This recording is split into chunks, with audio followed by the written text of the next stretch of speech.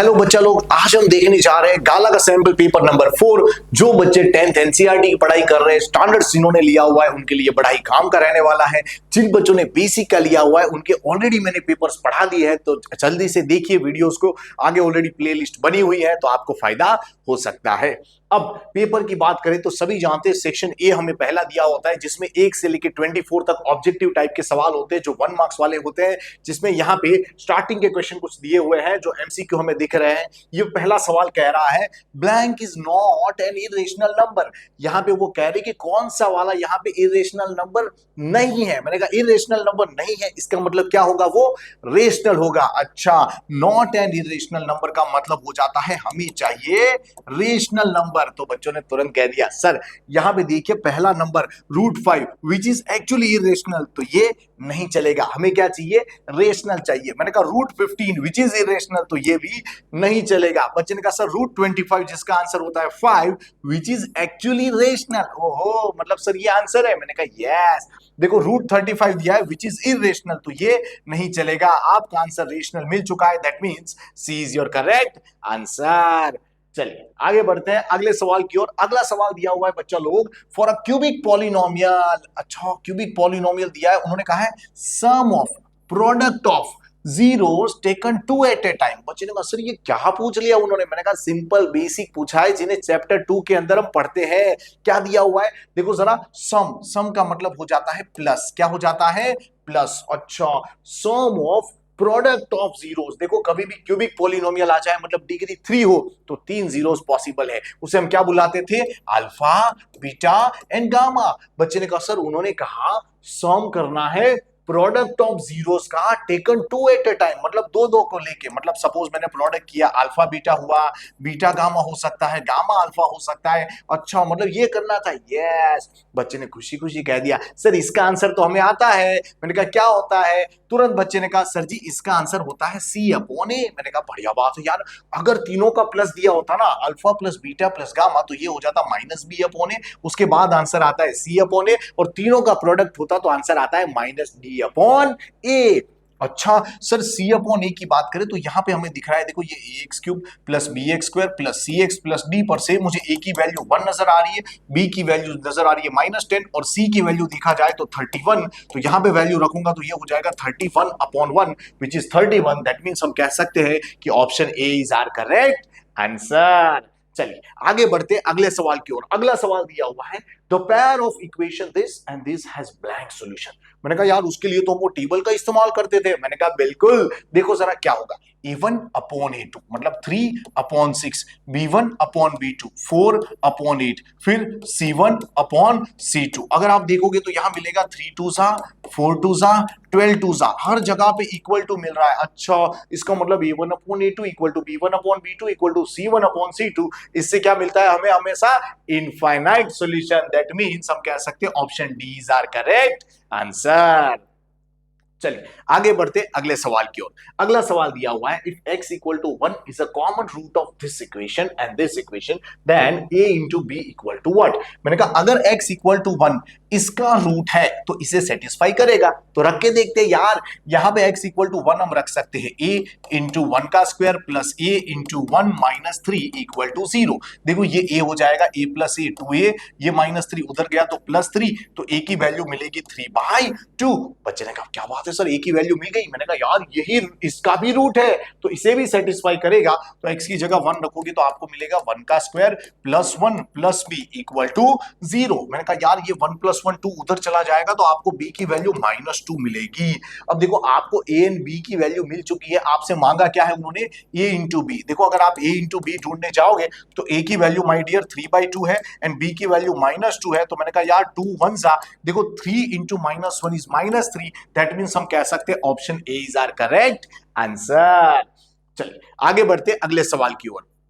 अगला सवाल दिया है, if the first two term of AP are -3 and 4। देखो फर्स्ट टू टर्म दिया है, मतलब कि A1 दिया है, A2 दिया है, क्या दिया हुआ है, -3 and 4 respectively, then it's 21st term. तब उन्होंने कहा कि भाई ये 21st नंबर की टर्म क्या होगी। मैंने कहा सभी जानते हैं कोई भी नंबर की टर्म चाहिए आपको क्या चाहिए होता है, आपको चाहिए होता है ए एंड डी। पहले क्या चाहिए, ए एंड डी। बच्चे ने कहा सर पहला टर्म यहाँ पे हमें दिख रहा है। मैंने कहा यार डिफरेंस तुझे पता है, ये होता है A2 माइनस A1। अच्छा A2 माइनस A1, ये A2 था 4, A1 था -3। मैंने कहा माइनस माइनस प्लस हो जाएगा तो ये 4 + 3 आ जाएगा विच इज इक्वल टू 7। क्या हो जाता है ये 7। बच्चे ने कहा अब क्या होगा। मैंने कहा अब तो आसान है भाई, तुम A21 ढूंढने के लिए क्या करोगे, A + 20D करोगे, जिसमें A की वैल्यू बच्चा रख देता है यहां से विच इज -3 + 20 इंटू D की वैल्यू देखो क्या है यहाँ पे विच इज 7। तो यहाँ पे अगर रख दिया तो बच्चा जानता है 7 2 जा 14 हो जाता है, मतलब यहाँ 140 आएगा, 140 में से 3 जाएगा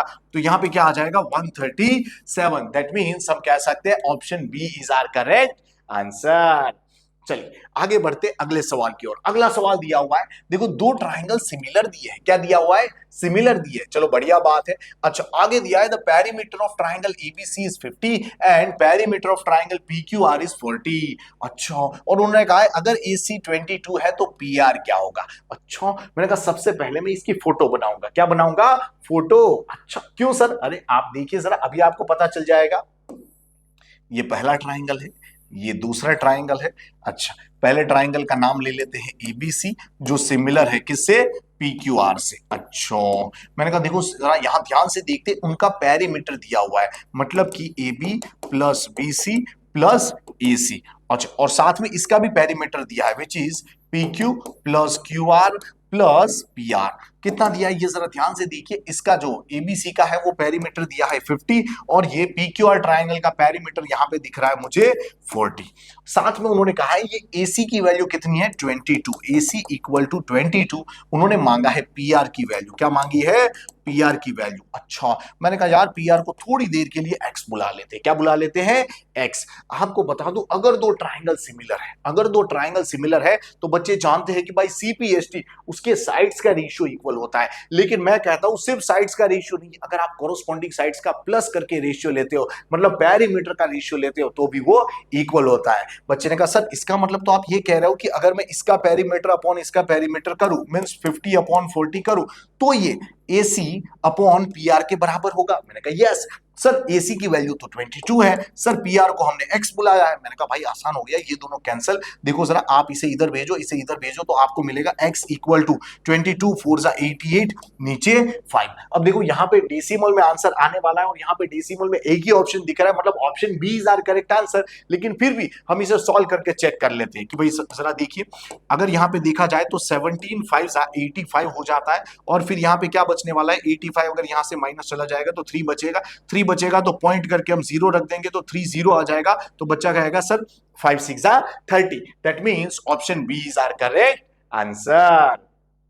चलिए आगे बढ़ते जरा अगले सवाल की ओर। अगले सवाल यहाँ पे फिल इन द ब्लैंक्स दी है अगेन, जिसमें ऑप्शन यहाँ पे ब्रैकेट के अंदर हमें दिख रहा है। तो यहाँ पे दिया हुआ है if centroid of triangle with vertex 7, x, y, -6 and 9, 10 is 6, 3। तो मैंने कहा यार सबसे पहले हम फोटो बनाने की कोशिश करेंगे कि मान लेते हैं यहाँ पे कोई ट्राइंगल दिया हुआ है जिसकी अगर बात करें तो इसका नाम है ABNC। यहाँ पे A के कोऑर्डिनेट्स मान लेते हैं 7, x है, B के कोऑर्डिनेट मान लेते हैं y, -6 है एंड C के कोऑर्डिनेट मान लेते हैं 9, 10 है। और यहाँ पे उन्होंने कहा if the centroid of this coordinates is 6, 3। इसका मतलब इसको मैं काम कर रहा हूँ, सेंट्रोइड को बुला लेते हैं G विच इज 6, 3। हर बच्चा जानता है सर अगर यहाँ पे ये x1 y1 ये x2 y2 ये x3 y3 है तो ये centroid g of x, y का फॉर्मूला क्या होता है। किसी बच्चे को नहीं पता तो यहाँ पे देख लीजिए, मैं आपको सब कुछ यहाँ पे मदद करने वाला हूँ। फॉर्मूला होता है x1 + x2 + x3 अपॉन 3। यहाँ पे y1 + y2 + y3 अपॉन 3। तो बच्चे ने कहा sir g of x, y की वैल्यू तो है हमारे पास। मैंने कहा बढ़िया बात है ना, इसीलिए तो उन्होंने आगे लिखा है that x, y is how much, क्योंकि यहाँ पे आप देखिए जरा यहाँ x एंड y आपको मिसिंग नजर आ रहे होंगे जो आराम से मिल जाएंगे, चिंता की बात नहीं है। यहाँ देखो जी क्या है, जी की वैल्यू है यहाँ पे 6,3 equal to x1 plus x2 plus x3। देखो जरा ये x1 है, ये x2 है, ये x3 है, तो मैंने कहा यार 9 प्लस 7 होता है 16, तो मैंने कहा 16 लिख दिया। प्लस में यहाँ पे पड़ा था हमारे पास y, मैंने कहा ये भी लिख दिया, नीचे है 3। अब देखो y1 plus y2 plus y3 upon 3, तो मैंने कहा यार ये y1, ये y2 और ये y3। बच्चे ने कहा सर 10 माइनस 6 है, ये 4 हो जाएगा, 4 इसके पास जाएगा तो हो जाएगा 4 प्लस x नीचे 3। तो अगर मैं कंपेयर करूं तो यहाँ पे देखो इसे कंपेयर करने पर 6 इक्वल टू हो जाएगा 16 प्लस y अपॉन 3, 3 इधर आएगा, 6 3 हो जाता है 18 इक्वल टू 16 प्लस y, ये उधर जाएगा तो y की वैल्यू क्या हो जाएगी, 2 हो जाएगी। बच्चे ने कहा सर यहाँ पे कंपेयर करेंगे तो 3 इक्वल टू हो जाएगा 4 प्लस x अपॉन 3, ये उधर जाएगा 3 3 9 इक्वल टू 4 प्लस x, ये उधर जाएगा तो x इक्वल टू क्या हो जाएगा 9 माइनस 4 हो जाता है 5। तो बच्चे ने कहा सर हमें x एंड y मिल गया, तो मैंने कहा उन्होंने x कॉमा y ही मांगा था। देखो x की वैल्यू 5 है और y की वैल्यू 2 है, दैट मींस हमारा आंसर होगा 5,2। तो यहाँ पे देखा जाए तो हमें आंसर ये मिल चुका है। चलिए आगे बढ़ते हैं अगले सवाल की ओर। अगला सवाल दिया हुआ है ट्रिगोनोमेट्री का, जिसमें लिखा है 1060 अपॉन 1030 इक्वल टू व्हाट। मैंने कहा 1060 की वैल्यू क्या होती है, बच्चे ने कहा सर जी ये √3 होती है। मैंने कहा 1030 की वैल्यू होती है 1 अपॉन √3, ये ऊपर जाएगा तो क्या हो जाएगा √3 इंटू √3 हो जाता है विच इज 3, नीचे था 1 मतलब आंसर आ गया 3, तो ये हमारा आंसर आ गया। चलिए आगे बढ़ते हैं जरा अगले सवाल की ओर। यहां पे दिया हुआ है बच्चा लोग PQ is a tangent to a circle with centre O। मैंने कहा यार यहाँ पे देखा जाए तो PQ इज अ टेंजेंट, तो मैंने कहा सर्कल की बात आ गई तो जरा फोटो बनाते हैं। मान लेते हैं यहाँ पे एक कोई इस तरीके से सर्कल दिया हुआ है, जिसमें यहाँ पे मैं एक टेंजेंट बनाने की छोटी सी कोशिश कर रहा हूँ कि चलो ये टेंजेंट है, अगर इस पॉइंट ऑफ कॉन्टेक्ट को सेंटर के साथ जोड़ा जाए तो यहाँ पे ये रेडियस बनेगी, इसको यहाँ पे ऐसे ज्वाइंट कर सकते हैं। देखो यहाँ पे उन्होंने क्या कहा है, PQ is a tangent to a circle with center O, जहां पे सेंटर O है, as well as P is on the circle, जहां पे point P on the circle है। तो मैंने कहा यार PQ टेंजेंट थी मतलब Q is एक्सटर्नल पॉइंट। अच्छा, if triangle OPQ is isosceles triangle, OPQ क्या है, आइसोस्केलस ट्राइंगल। अच्छा सर आइसोस्केलस ट्राइंगल है तो हमें पता है यहाँ 90 डिग्री होता है। मैंने कहा बढ़िया बात है, अगर दो साइड इक्वल हो तो उसके अपोजिट एंगल्स कैसे होते हैं, इक्वल। ये x होगा तो ये भी x। अब हमसे क्या मांगा है, हमसे मांगा है then angle OQP is how much, OQP मतलब हमसे मांगा है x। तो बच्चे ने कहा सर ये बड़ी आसान बात है, गांव का बच्चा बच्चा जानता है x प्लस 90 क्या हो जाता है 180। अरे x plus 90 equal to 180 because of angle sum property for triangle. Sir ये 90 उधर जाएगा तो माइनस हो जाएगा तो 90 बचेगा। मैंने कहा x प्लस x 2x बचेगा, 2 डिवाइड में जाएगा तो 90 अपॉन 2 45, दैट मीन्स हम कह सकते हैं 45 हमारा आंसर है। चलिए आगे बढ़ते हैं अगले सवाल की ओर। अगला सवाल यहां पे दिया हुआ है in a circle with radius 12 centimetre. चलो बढ़िया बात है, perimeter of sector is 36, okay, then the area of sector is how much. अच्छा सर जी यहाँ पे देखिए जरा क्या बढ़िया बात कर दी उन्होंने, सेक्टर की बातें की है। मैंने कहा सेक्टर की बातें की है तो जरा सा ड्रॉ करने की कोशिश करो। तो यहाँ पे ये वाला एरिया क्या होता है, सेक्टर होता है। यहाँ पे उन्होंने कहा है in a circle with radius 12 centimetre, तो ये पूरा सर्कल था जिसकी रेडियस कितनी थी 12 centimetre. The perimeter of sector, देखो पेरीमीटर ऑफ दिस सेक्टर की बात करें तो ये जो आर्क का लेंथ है इसे अगर L बुला लूं तो L प्लस 12 है ना, क्या हो जाएगा L प्लस 12 इक्वल टू, ये पेरीमीटर है जिसका आंसर उन्होंने दिया है 36। मैंने कहा 12 प्लस 12 क्या होता है 24 उधर जाके माइनस होगा तो आपको L मिल जाएगा, कितना बचेगा 12 मिलेगा। अच्छा सर जी ये भी 12 मिला, मैंने कहा बढ़िया बात है ना यार। आगे देखो जरा, then the area of sector is blank. मैंने कहा जरा ध्यान से देखना, इसका फॉर्मूला आपको आता है, क्या होता है पाई आर थीटा अपॉन 180। अच्छा मतलब सर ये वैल्यू इसी की है, यस मतलब ये फॉर्मूला है ना, इसकी वैल्यू यहाँ पे है। सर जी उन्होंने मांगा है एरिया ऑफ माइनर सेक्टर जिसका फॉर्मूला होता है पाई आर स्क्वायर थीटा अपॉन 360। अच्छा सर हमें इसमें से एक काम पता है कि मैं अगर पाई आर थीटा अपॉन 180 लिखूंगा तो क्या रह गया, मैंने कहा आर स्क्वायर का एक आर रह गया और 180 2 जा 360 होता है। सर मतलब डायरेक्ट आप बोल देते ये एल है, इसका मतलब ये फॉर्मूला बनेगा एल आर अपॉन 2। तो एरिया ऑफ सेक्टर का एक और फॉर्मूला है, वैसे बच्चे जानते हैं कि एल आर अपॉन 2 होता है, लेकिन मैंने डिराइव करके बताया ताकि बच्चे को थोड़ा और फेथ जनरेट हो इस फॉर्मूला के प्रति। देखो जरा एल की बात करें तो एल की वैल्यू 12 है, आर की वैल्यू 12 है, नीचे 2 है तो 2 6 12 6 क्या हो जाता है 72। दैट मीन्स हम कह सकते हैं ये हमारा आंसर आ चुका है। चलिए आगे बढ़ते अगले सवाल की ओर। अगला सवाल दिया हुआ है द रेशियो ऑफ यहां पे दिया हुआ है देखो, radii of two cone is 3:5 and the ratio of the height is 15:9। मैंने कहा देखो जरा, दो रेडियाई की अगर बात करें, कौन अलग अलग है क्योंकि टू कॉन दिया हुआ है, एक की रेडियस r1, एक दूसरे की रेडियस r2, जिसका रेशियो दिया है 3:5। अच्छा, and ratio of their height, height के रेशियो की बात करें तो h1/h2 जो दिया हुआ है 25/9। उन्होंने मांगा है then the ratio of their volume of two cone is how much। मैंने कहा यार वॉल्यूम का रेशियो वो मांग रहे हैं, मैंने कहा वॉल्यूम का फॉर्मूला तो बच्चे जानते हैं क्या होता है, 1/3 पाई r1 स्क्वायर h। अच्छा, ये हो जाएगा 1/3 पाई r2 स्क्वायर h। बच्चों ने कहा सर 3 कटेगा, पाई पाई कटेगा। मैंने कहा r1 square upon r2 square मतलब इसका स्क्वायर क्या हो जाएगा, 9/25। अच्छा देखो यहाँ पे ये h1 एंड h2 होना चाहिए क्योंकि हाइट यहाँ पे अलग अलग ली है, तो अगर आप देखा जाए तो h1/h2 दिया हुआ है 25/9। अगर ये कैंसल आउट करेंगे तो हमें आंसर मिलेगा 1:1, मींस ये हमारा आंसर है। चलिए आगे बढ़ते हैं अगले सवाल की ओर। अगला सवाल यहां पे दिया हुआ है, if the mean of observation this is 10 then x equal to how much. मैंने कहा देखो अगर इसके मीन की बात करें तो इन सभी का प्लस करके divide by number of data करना पड़ेगा, क्योंकि मीन का फॉर्मूला क्या होता है बच्चे जानते हैं, अगर मैंने x बार इक्वल टू 10 लिखा तो इसका मतलब होता है sum of data upon number of data which is equal to 10। तो सम ऑफ डेटा की बात करें तो देखिए जरा, x फिर यहां पे भी x, तीसरी बार, चौथी बार, पांचवी बार, मतलब टोटल हो जाएगा 5x प्लस बाकी के जो नंबर है जैसे 3 + 6 9, 9 + 9 18, 18 + 12 करने जाऊंगा तो ये हो जाएगा 30। नीचे नंबर ऑफ डेटा कितने हैं, 5 है भाई साहब। अच्छा सर ये उधर गया तो मैंने कहा मल्टीप्लाई होगा तो 5x + 30 इक्वल टू हो जाएगा 50।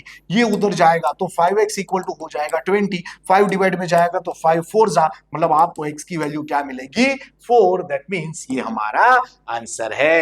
चलिए देखते हैं अगला सवाल। अगले सवाल की अगर बात करें तो यहाँ पे क्या दिया हुआ है, देखो state whether the following statement are true और फॉल्स। मैंने कहा बढ़िया बात है यार, यहाँ पे ट्रू फॉल्स वाले सवाल आ चुके हैं। मैंने कहा ये बड़े आसान होते हैं, जिसमें दिया हुआ है in a class there are 35 boys and 25 girls. मैंने कहा अगर टोटल देखा जाए तो 25 + 35 हो जाता है 60। मैंने कहा बढ़िया बात है।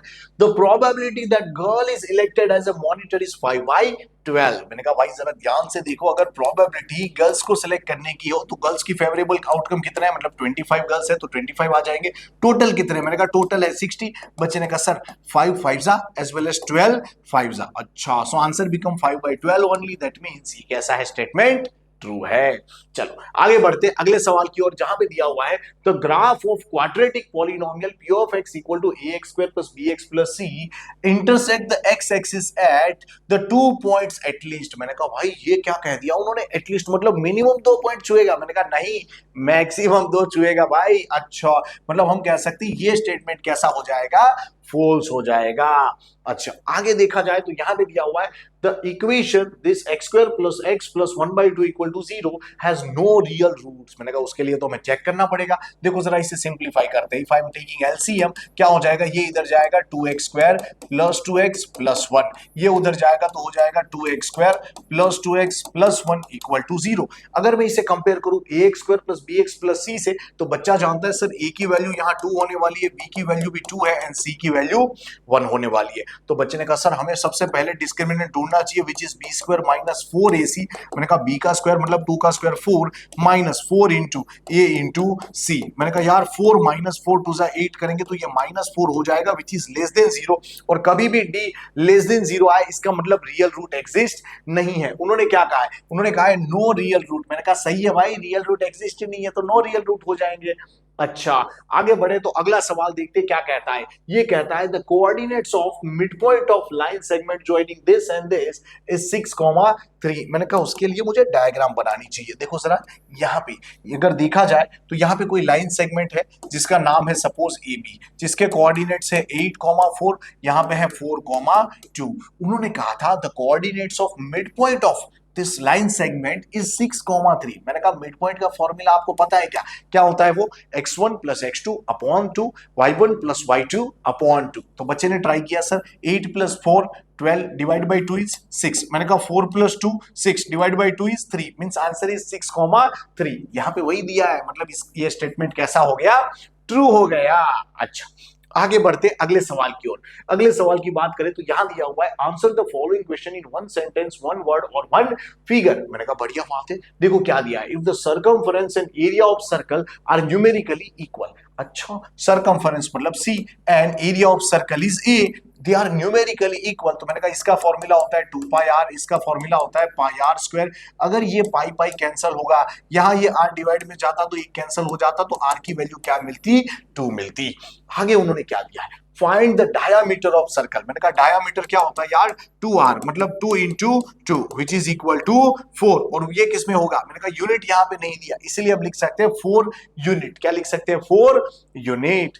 आगे देखते हैं जरा अगले सवाल की ओर। अगला सवाल दिया हुआ है find the median for this observation. मैंने कहा मीडियन के लिए सबसे पहले क्या करना होता है, मैंने कहा डेटा को अरेंज करना होता है असेंडिंग या तो डिसेंडिंग ऑर्डर में। मैंने देखा यार यहाँ पे, ये देखो जरा, ये होगा 8, उसके बाद क्या आएगा 12, उसके बाद 17, उसके बाद 23, उसके बाद 25, उसके बाद 28। फिर बच्चे ने कहा सर मीडियन होता है बीच वाला डेटा। मैंने कहा बीच वाले डेटा की बात करें तो यहाँ पे हमें देखो जरा, ये दोनों डेटा बीच में नजर आ रहे हैं। तो बच्चे ने कहा सर हमें पता है उसकी एवरेज लेनी होती है। मैंने कहा एवरेज मतलब, मैंने कहा दोनों का प्लस करो, डिवाइड बाय 2 करो, तो ये दोनों का प्लस मुझे लग रहा है 40 होगा, नीचे 2 करेंगे तो आंसर 20 आ जाएगा। तो ये हमारा आंसर आ चुका है। चलिए आगे बढ़ते अगले सवाल की ओर। यहां दिया हुआ है find the ratio of LCM and HCF of least composite number and least prime number. मैंने कहा यार सर ध्यान से देखिए, लीस्ट कंपोजिट नंबर कौन सा होता है, 4, एंड लीस्ट प्राइम नंबर कौन सा होता है, 2। मैंने कहा यार इसे लिख सकते हैं 2 2 जा, इसे लिख सकते हैं 2 1 जा। तो अगर मैंने एचसीएफ ढूंढने की कोशिश की तो कॉमन फैक्टर 2 आएगा, एलसीएम ढूंढने की कोशिश की तो मैंने कहा ये कॉमन फैक्टर आएगा, बाद में बचा हुआ फैक्टर मतलब 2 2 जा 4। तो यहां पे उन्होंने क्या मांगा है, the ratio of LCM and HCF। मैंने कहा LCM अपॉन HCF मतलब 4/2 विच इज इक्वल टू 2। तो ये हमारा आंसर आ चुका है 2:1। चलिए आगे बढ़ते अगले सवाल की ओर, जिसमें दिया हुआ है इज 0.5 और root of this quadratic equation. मैंने कहा इसके लिए इसको यहां पे रख के देखना पड़ेगा। देखो जरा LHS में ट्राई करो, यहां पे अगर 0.5 का स्क्वायर करूंगा माइनस 0.25, तो देखो 0.5 का स्क्वायर होता है 0.25, माइनस है 0.25 इक्वल टू 0 आ जाएगा, क्योंकि ये दोनों कैंसिल आउट मतलब RHS आ गया। तो इसका मतलब है 0.5 इसका रूट हो रहा है। तो मैं कह सकता हूं yes it is root of given quadratic equation. चलिए देखते हैं अगला सवाल। अगले सवाल की अगर बात करें तो यहां दिया हुआ है match the following pair correctly, जिसमें यहां पे दिया हुआ है let S and P be the sum and product of zeros. Then मैंने कहा यार यहां पे देखो जरा, यहां पे P of x equal to x square minus 5x minus 6 लिखा हुआ है। तो मैंने कहा मैं जानता हूं यहां पे अगर मैं सम करने जाऊंगा मतलब alpha plus beta is minus b upon a, तो यहां पे माइनस b की वैल्यू माइनस 5 है, e की वैल्यू 1 है, तो माइनस माइनस प्लस 5 हो जाएगा। एंड प्रोडक्ट की बात करें तो ये हो जाता है c अपॉन a, तो ये हो जाता है minus 6 upon 1 which is minus 6। मतलब आंसर हमारा क्या आने वाला है 5 एंड माइनस 6। तो यहां पे हम कह सकते हैं पहले वाले का आंसर हो जाएगा बी। अच्छा आगे देखा जाए तो यहां दूसरे वाले के लिए देखा जाए तो सम क्या हो जाएगा, मैंने कहा minus B upon A which is minus 5। And अगर सी अपॉन ए करने की कोशिश की मतलब प्रोडक्ट की बात करें तो ये हो जाता है माइनस 6 अपॉन 1, तो माइनस 5 एंड माइनस 6 यानी कि option A is our correct answer. चलिए आगे बढ़ते हैं जरा अगले सवाल की ओर, जहां पे दिया हुआ है cos 30 की वैल्यू क्या होगी। मैंने कहा यार cos 30 की वैल्यू की बात करें तो ये होती है √3/2 यानी सी इज आर आंसर। cot 60 की बात करें बालकों तो ये हो जाता है 1/√3। क्या हो जाता है 1/√3। तो हमारा आंसर आ चुका है। चलिए देखते हैं अगला सवाल जो कि अगले सेक्शन का यानी 2 मार्क्स वाले सवाल हमारे सामने आ चुके हैं, जिसमें यहाँ पे सवाल दिया हुआ है show that 5 minus √3 is irrational number.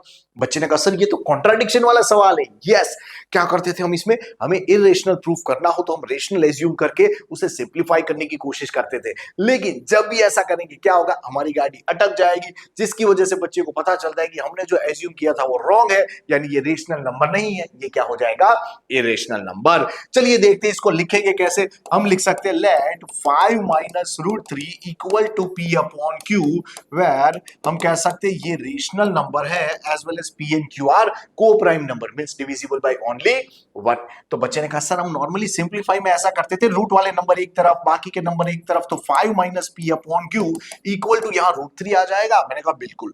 अब बच्चे ने कहा सर ये 5 रेशनल है, P अपॉन Q रेशनल है, दोनों का डिफरेंस लेंगे तो ये क्या हो जाएगा, ये हो जाएगा रेशनल नंबर। तो बच्चे ने कहा सर इसके इक्वल टू लिखा है √3, तो √3 भी हो जाएगा रेशनल नंबर। मैंने कहा यस, बट बच्चे ने तुरंत कह दिया सर बट √3 इज एक्चुअली क्या हो जाएगा, इरेशनल नंबर। अच्छा सर ये इरेशनल है लेकिन हमने तो इसे रेशनल बुलाया, दैट मीन्स क्या हो रहा है, कॉन्ट्राडिक्शन। तो हमें लिखना पड़ेगा यहां पे क्या हो रहा है, contradiction is occurring, contradiction is occurring, that means our assumption is wrong. अगर हमारा assumption यहाँ पे रॉन्ग है, इसका मतलब हमने एज्यूम किया था इस रेशनल, वो गलत है, तो ये क्या हो गया, इरेशनल नंबर, यानी 5 माइनस √3 इज इरेशनल नंबर। तो आप इस तरीके से ऐसे सवालों से डील कर सकते हो। चलिए आगे बढ़ते अगले सवाल की ओर, जिसमें अगर देखा जाए तो solve the following pair of linear equation by elimination method. Elimination method के लिए पहले वो स्टैंडर्ड फॉर्म में कोई भी इक्वेशन दिखना चाहिए। देखिए जरा यहाँ पे क्या हो जाएगा, अगर मैं यहाँ एलसीएम लेता हूं तो देखो जरा क्या हो जाएगा, 2 and 3 का एलसीएम 6 होता है, इक्वल टू 9 है, 3 इधर जाएगा तो ये 3x + 3, 2 इधर जाएगा तो 2y - 2, ये जैसे इधर जाता है यहाँ पे आपको मिलेगा 3x + 2y, यहाँ पे इसका आंसर +1 इक्वल टू 9 × 6 = 54। बच्चों ने कहा सर इसे इधर ले ले, मैंने कहा बिल्कुल ले लो यार, तो ये हो जाएगा 3x + 2y equal to 53 which is equation 1। Same way यहाँ पे ट्राई करेंगे तो 2 इधर जाएगा तो 2x - 2 प्लस 3 इधर जाएगा तो 3y + 3, यहाँ पे नीचे है 2 3 = 6 एलसीएम, यहाँ पे है 8, ये इधर जाएगा तो क्या होगा, मैंने कहा यहाँ पे हम लिखेंगे 2x + 3y 3 - 2 + 1 इक्वल टू 6 8 = 48। ये जैसे ही इधर जाएगा आपको दिखेगा यहाँ पे 2x + 3y equal to 47 which is equation 2। तो बच्चे ने कहा सर यहाँ पे अब क्या करें, मैंने कहा देखो एक सिंपल सी बात है, जब भी आपको ऐसा दिखे कि यहाँ पे कोएफिशिएंट में क्रॉस कनेक्शन दिखे, देखो यहाँ पे 2 कोएफिशिएंट है y का, यहाँ x का, यहाँ पे 3 कोएफिशिएंट x एंड y का इक्वल है, तो जब भी ऐसा दिखे आप क्या करो, इक्वेशंस को ऐड करो एंड सब्ट्रैक्ट करो, इससे आपको और इजी वाले इक्वेशन पैदा होंगे। अच्छा अगर मैंने 1 + 2 किया तो देखो जरा 3x + 2x is actually 5x, 2y + 3y क्या हो जाता है 5y इक्वल टू, दोनों का प्लस करेंगे तो ये हो जाएगा 100, सभी को 5 से डिवाइड करेंगे तो x + y इक्वल टू हो जाएगा 20 which is my equation 3। Same way आप 1 - 2 करोगे, क्या करोगे 1 - 2, तो आपको दिखेगा 3x - 2x is actually x, 2y - 3y is actually -y, 53 - 47 अगर आप करने जाओगे तो आपको मिलेगा 6 विच इज माय इक्वेशन 4। तो बच्चे ने कहा सर देखो अब काफी अच्छे इक्वेशन आ गए जिसे बहुत आसानी से सॉल्व किया जा सकता है, बस हमें क्या करना है 3 + 4 करना है। जैसे ही आप इक्वेशन 3 और 4 को ऐड करोगे 5 - y cancel, x + x 2x हो जाता है इक्वल टू 20 + 6 एक्चुअली 26 हो जाता है, 2 डिवाइड में जाते ही इसे 13 बना देता है, मतलब आपको x की वैल्यू मिल गई 13। अच्छा अगर इस 13 को कहीं पे भी रख दिया जाए, जैसे इक्वेशन 3 में रख दिया जाए तो यहाँ पे हम लिख सकते हैं 13 + y इक्वल टू 20, ये उधर जाके माइनस होगा तो आपको y की वैल्यू क्या मिलेगी 7, यानी हमारा आंसर आ चुका है। चलिए आगे बढ़ते अगले सवाल की ओर। अगला सवाल यहाँ पे देखा जाए तो दिया हुआ है find root of this quadratic equation. बच्चे ने कहा ये तो बड़ी अच्छी बात है, देखो जरा यहाँ पे क्या दिया हुआ है, √3x² -7x - 6√3 इक्वल टू 0। बच्चे ने कहा सर हम पहले यहाँ पे कोएफिशिएंट को और लास्ट नंबर को मल्टीप्लाई करते थे, मैंने कहा बिल्कुल, तो √3 × √3 3, 3 6 क्या होता है यहाँ पे 18, तो यहाँ -18 आएगा, मिडिल टर्म इज -7, तो इसके ऐसे फैक्टर निकालने हैं कि -7 आ जाए। बच्चे ने कहा सिंपल है सर, जब भी दोनों नेगेटिव हो तो बड़े वाले को हम माइनस देंगे, और बच्चा जानता है 9 2 = 18 होता है, और -9 + 2 करेंगे तो -7 भी हो जा रहा है। अच्छा तो यहां पे हम क्या करेंगे, √3x² -7 को लिखेंगे -9 + 2 -6√3 as it is equal to 0। जैसे ही 4 टर्म मिलती है, बच्चे ने कहा सर दो में से हम कॉमन निकालते थे, मैंने कहा बिल्कुल यार, यहां से और यहां से कुछ कॉमन निकालने की कोशिश करो। देखो 9 के अंदर ऑलरेडी √3 छुपा होता है, कैसे, 9 का मतलब हो जाता है बालक को 3 3 क्या होता है 3 3, जिसमें हर एक 3 के पास क्या होता है √3 × √3। अच्छा मतलब यहां से अगर मैं √3 कॉमन लूं, साथ में x कॉमन लूं, तो यहाँ एक x पड़ा रहेगा, यहाँ पे क्या बचेगा, सोचिए जरा, यहाँ पे ये 9 में क्या था 3 × 3, जिसमें से इस 3 को आपने ऐसे लिखा, एक और 3 पड़ा है, अच्छा, और आपने एक √3 को बाहर निकाला तो अंदर बचेगा 3√3, तो यहाँ बच्चा लिख सकता है 3√3। मैंने कहा यहां से क्या कॉमन निकाले, बच्चे ने कहा 2 कॉमन निकालो, तो अंदर बचेगा x माइनस क्या बचेगा, यहाँ पे बचेगा 3√3 इक्वल टू 0। मैंने कहा यार सेम टर्म दिख रही है, चलो बाहर निकालते हैं, जैसे ही बाहर निकालेंगे x - 3√3 बाहर निकलेगा, यहाँ पे आ जाएगा √3x + 2 equal to 0। If product is 0, I can say either first one is 0 और second one is 0, means √3x plus 2 equal to 0। सोचिए ये उधर जाएगा तो x की वैल्यू हो जाएगी 3√3, ये उधर जाएगा तो आपको मिलेगा √3x इक्वल टू -2, ये डिवाइड में गया तो x की वैल्यू -2 अपॉन √3, मीन्स हमारा आंसर आ चुका है। चल आगे बढ़ते हैं अगले सवाल की ओर। अगला सवाल यहाँ पे हमें दिया हुआ है, find the discriminant of this quadratic equation. मैंने कहा इसके लिए यहाँ पे ये जो 2x² है, -8x है, -5 इक्वल टू 0 को हम स्टैंडर्ड फॉर्म से कंपेयर करेंगे, which is ax² plus bx plus c, जिससे a की वैल्यू 2, b की वैल्यू -8 एंड c की वैल्यू -5 मिलेगी।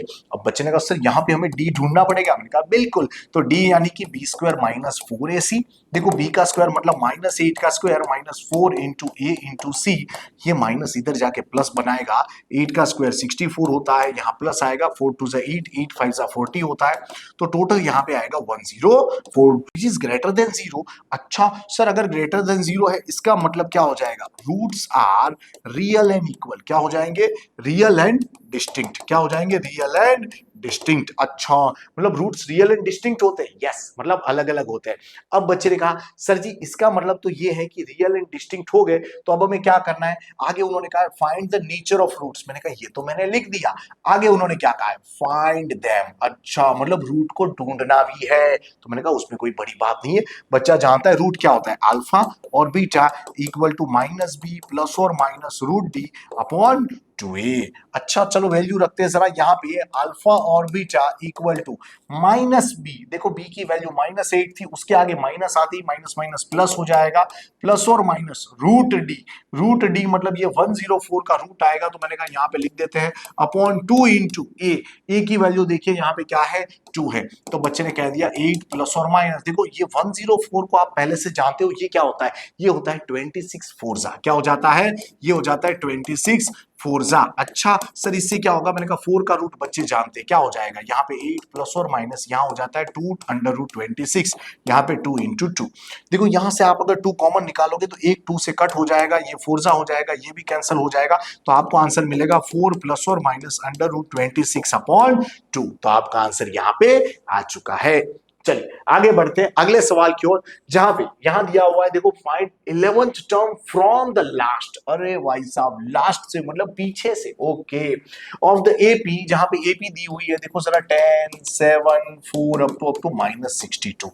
मैंने कहा आपको अगर यहां से 11th नंबर की टर्म चाहिए तो एक आप काम क्यों नहीं कर रहे हो, रिवर्स एन एपी, है ना, आप एक काम करना है रिवर्स एंड एपी, जैसे ही ये करोगे आपको मिलेगा -62 अप टू 4 7 एंड 10। अब आपको इस तरफ से चाहिए 11th नंबर की टर्म। अच्छा इसका मतलब होता है a11 which is a plus 10d।